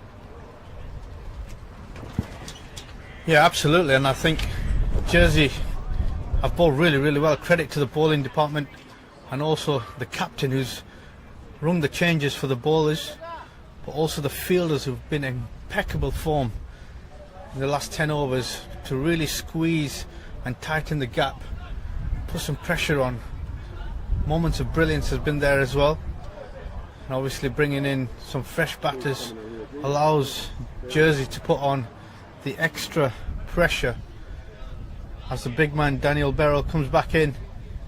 His 6 overs are gone, none for 32, but I think he's going to be a crucial part in this back end with his slow ball variations.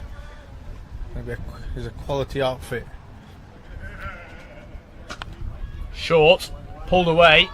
Blompi's got some work to do. Good stop again from him. They're going to come back to no, they're not. Good work out in the deep.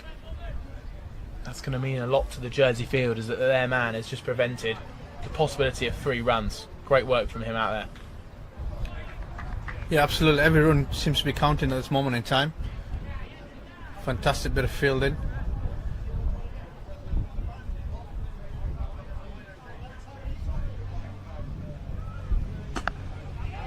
Short-armed pull. They're going to push for 2 here, and they're going to get it. Blompi out in the deep. Some brilliant backing up from Patrick Googe. Now that is top class. Running in all the way from deep cover to come in and back that one up right on the ring line. Top quality from Googe, who put in such a great effort with the bat just earlier in the day. Another good example for youngsters who are watching. Just because the ball is not in your area, you can be moving, you can be helping out the fielding department, and he's done exactly that, sprinting in from the leg offside, even though the ball was retrieved on the leg side. Great bit of fielding. And now, everybody, the run rate required for the Nepalese batters is over 8.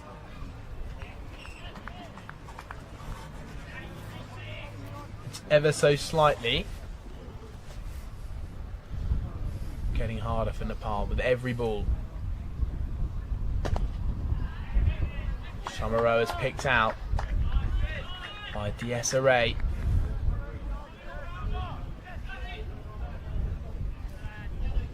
And the Jersey fielders know that they have the potential now to force An incredible result.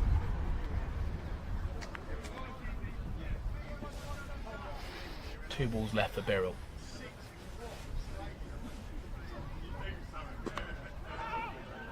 And there's that man Dunford again, sprinting towards the ball. Just doesn't stop that guy. He's been absolutely terrific. I reckon he should just do the MS Dhoni and keep with just one glove on. It's always coming off.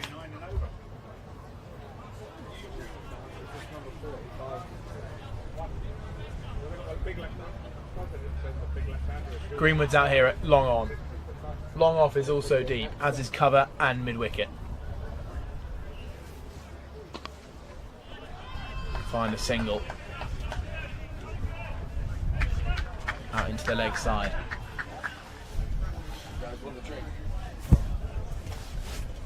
So Birrell, his over goes for 4. Now the required run rate at 8.5. There it is. I wonder if next over that worm might have dropped beneath the Jersey one. 215 for 5. At this point, Jersey just 3 down. All the stories that are unfolding today. Here's Pershad. Clipped away. Just with the pull shot on the bottom edge. Bit more support from the crowd.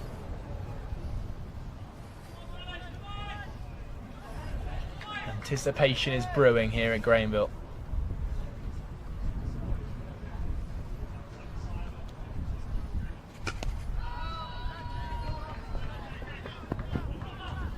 Blompe cuts off the boundary. Good throw in perfectly above the stump. Standards out in the field, a top class from Jersey at the moment. Yeah, they've been really good, really impressive. Makes all the difference when you've got quality setter boundary riders who can cover a big distance, strong arms. Good to see. Guided just past Jonty Jenner. I wouldn't have put it past him to have pulled off an incredible one-handed diving stop there, but that was well out of reach. Yeah, they've been good. The question is, 64 runs required is the equation now of 45 balls, with the run rate creeping up to 8.53. Can they get that up to 10s? Just beating the bat. Charles Pershad is on a mission for his 3rd. This is his last over. This feels like a big over in the run chase. Yeah, and another little wicket here for Jersey could really put the pressure on. Asking a lot of questions from the remaining batters that are coming in.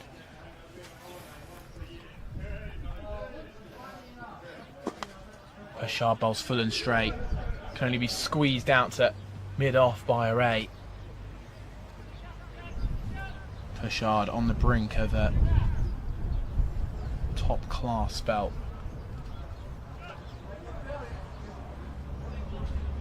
This game is crescendoing to a brilliant finish. Down the leg side, that's not far from the stumps. It's going to be wide though.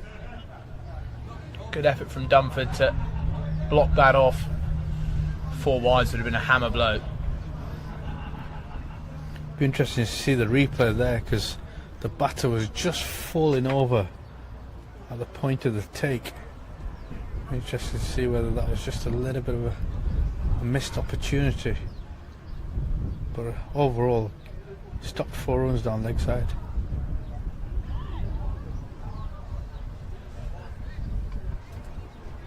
So Pershad just waits for his final delivery.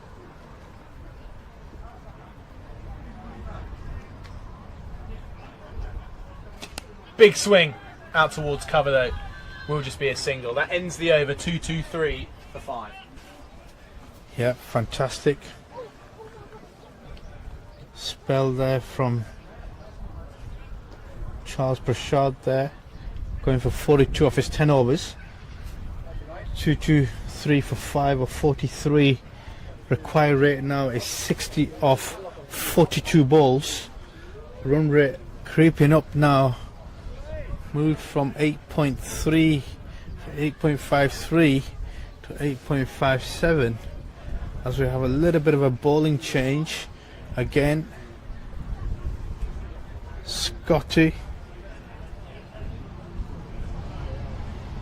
when Breda is coming on from the pavilion end,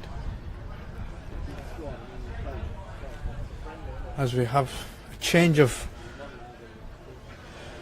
bats from Dipendra.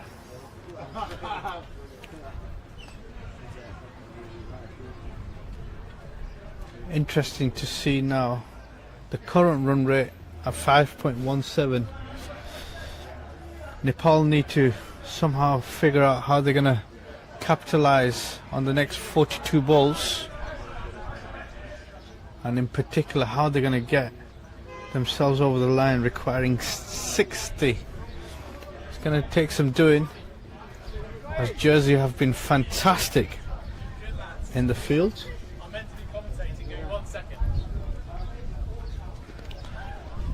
Van Breda starts off with a dot ball outside off stump, and you can see how Damford behind the stumps has taken that ball because he's taken a hit, and you can see he's in pain.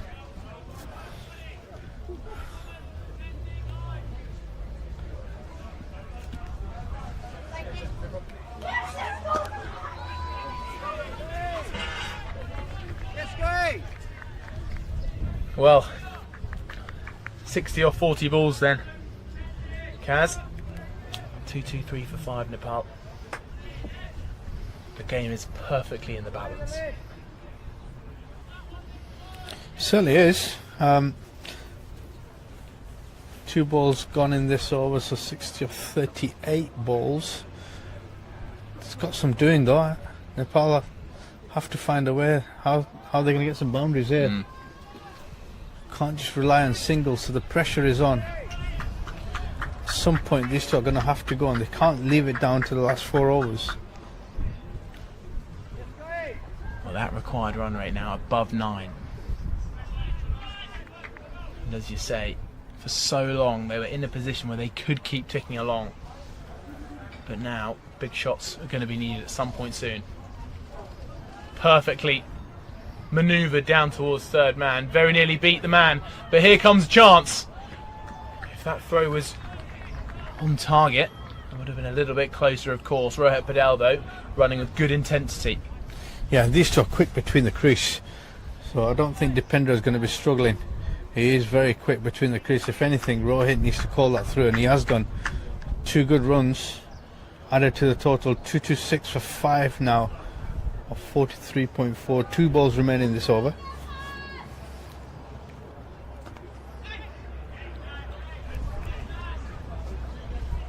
You've got to say, Jersey are now on top of this game. It's almost Jersey's to lose. It's just the experience that this batting pair have. Yeah, absolutely, and what they've done really well is cut out the 4-ball option. They've squeezed the dot balls, and there's been a lot of them now in the last 10 overs. Really taken pace off, which is something I've been saying all day. As we just speak about being really good in the field, unfortunately there's been a small error from Zach Tribe, I think it is. That's a big error. Yeah, at this stage of the game you don't want another boundary being leaked, which means there's 53 of 37 required. A gift there at deep mid-off from Zach Tribe. Well, look at the uptick. That 1-4, I reckon, has kept Nepal just ahead of Jersey here. But imagine if you see those last 3 wickets, it just stalled Jersey at the very end. It was also a testament to how well Nepal bowled. So that gives Jersey hope. If they can bowl as well at the death, as Nepal bowled, then they'll be well within a chance of winning this game. 6 overs to go, Kaz. 53 needed.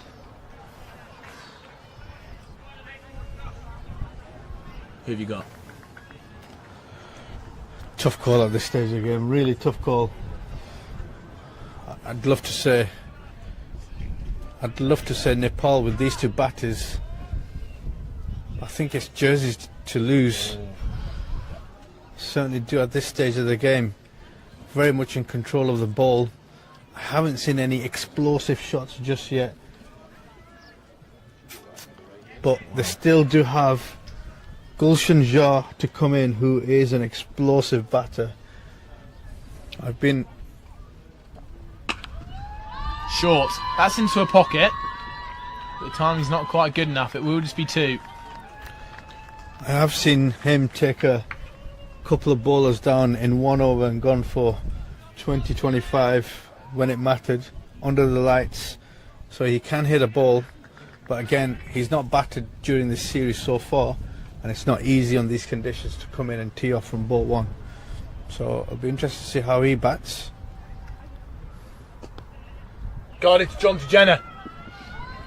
Non-strikers then. If that was hit, that would have been close, but they're going to get overthrows. God blimey. Just a couple of leaked runs here from Jersey over the past few deliveries. Guess we'll come to see if that costs them in the long run. Was that against your boys, that Gulshan Jha moment? Yeah, and he's done it to others as well. He is a deep striker of the ball, and he's renowned for his ability to win matches from unwinnable situations and conditions, so has got the ability to do it.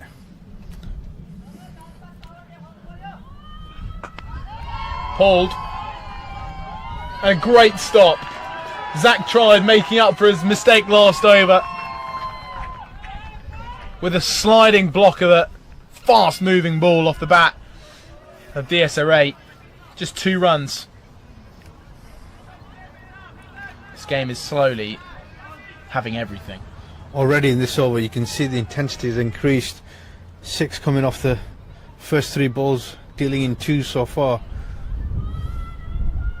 Slower ball, well bowled. Slower Yorker. Daniel Birrell has been so good at that today. And now, I reckon they'll probably be looking to bowl him out, don't you think? Just get a couple of wickets, so really slow the game down and get that run rate back up to 9.5, 10. If you can get it pushed up to 11, 12, even better. Getting into double figures is not easy from here onwards, especially with a few new batters in. Just back of a length, and Rohit Patel hits it out into the leg side. They're going to come back for 2. It's going to be close. A little bit of hesitation. I reckon that might just have been the wrong end there. Good diving stop from Samaroa. I think he's done something there. You can see him on the right side. Just took a bit of a bonk, I think. The ball's crashed into the end of the palm or the thumb. It looks like, and it seems like he's in some discomfort. But again, a great display of batting. 2 fast batters in between, and the boundary riders need to come off the rope a little bit. They almost need to sort of be a couple of yards in extra as we see a change in the field. Mid-wicket coming in. 45 on the leg side has pushed back to a fine leg position.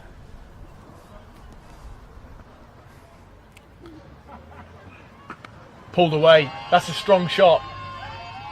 Again, Zach Tribe out there. This time preventing the second run. He's got his hands on his knees. I think the last few overs have just taken it out of him a little bit.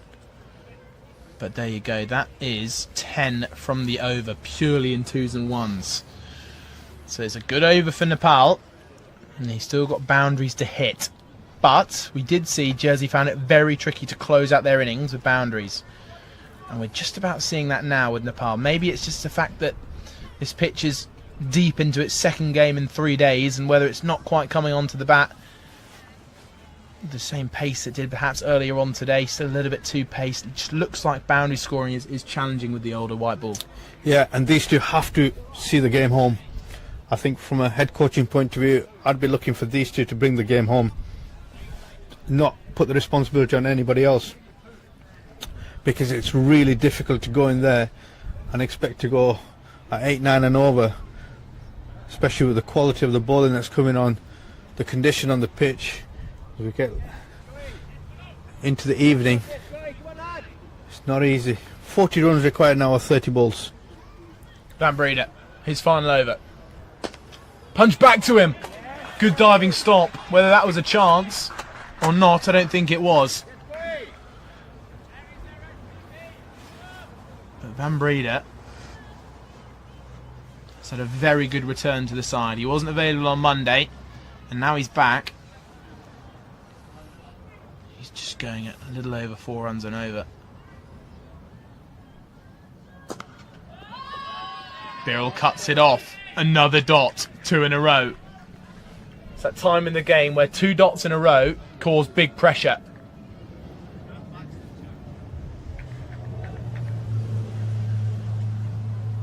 Tension in the air.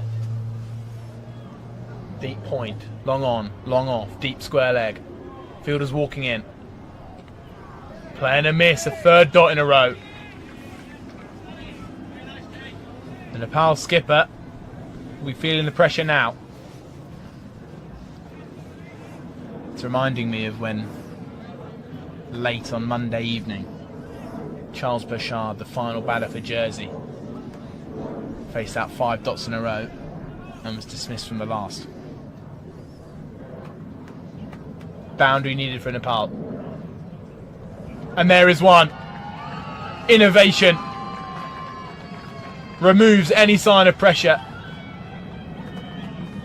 Rohit Patel with a perfectly executed ramp shot moves Nepal to 244 for 5, and he moves to 20.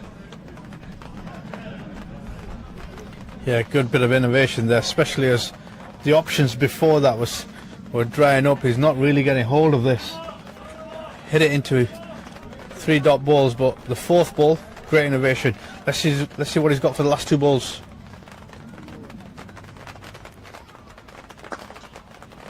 Clipped out towards long on. Greenwood attacks. And no second run.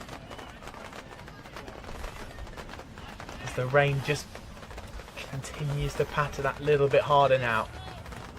Still just very light drizzle. Both sides looking forward to an exciting finish.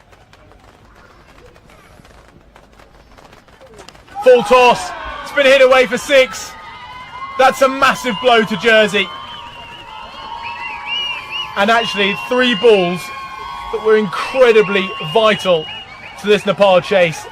3 dots followed by 11 runs in the final 3. That's Van Breeder's last 3 balls of his 10 over spell. That's a kick in the teeth right there. 251 for 5, 250 up for Nepal. Yeah, he must be really disappointed with that. Fantastic 10 over spell there, and he's just gone for 11 off the last 3 balls of that spell. Could have finished with 1 for 37 off his 10, but unfortunately it's 48 for 1 off his 10 overs, as the rain just starts to come down a little bit heavier now. Required rate 32 of 24 balls,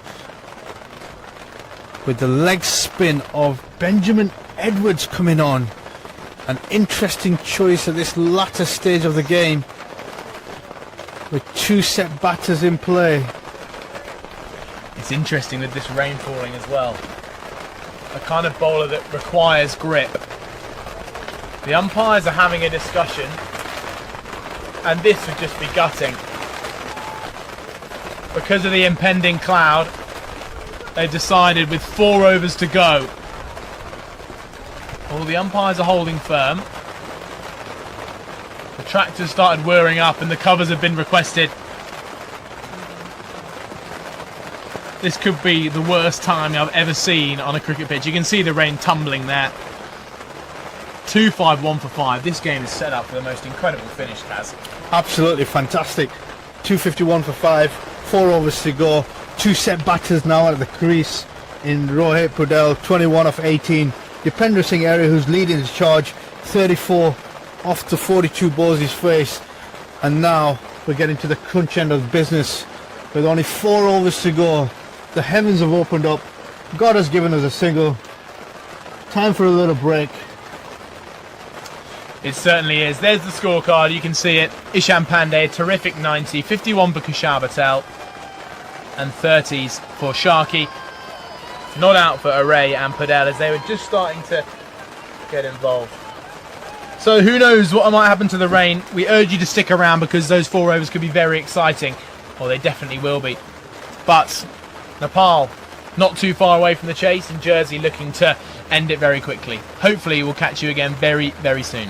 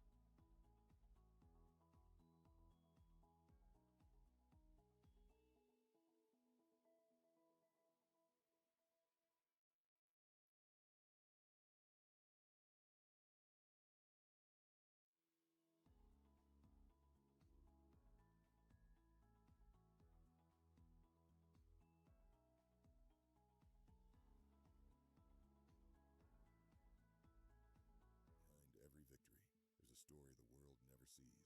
The pain, the passion, the purpose. At Stike Sports, we go beyond the game to bring you the heart of the athlete. Come, be part of the journey. Watch the biographies rise to glory. Only on Stike Sports.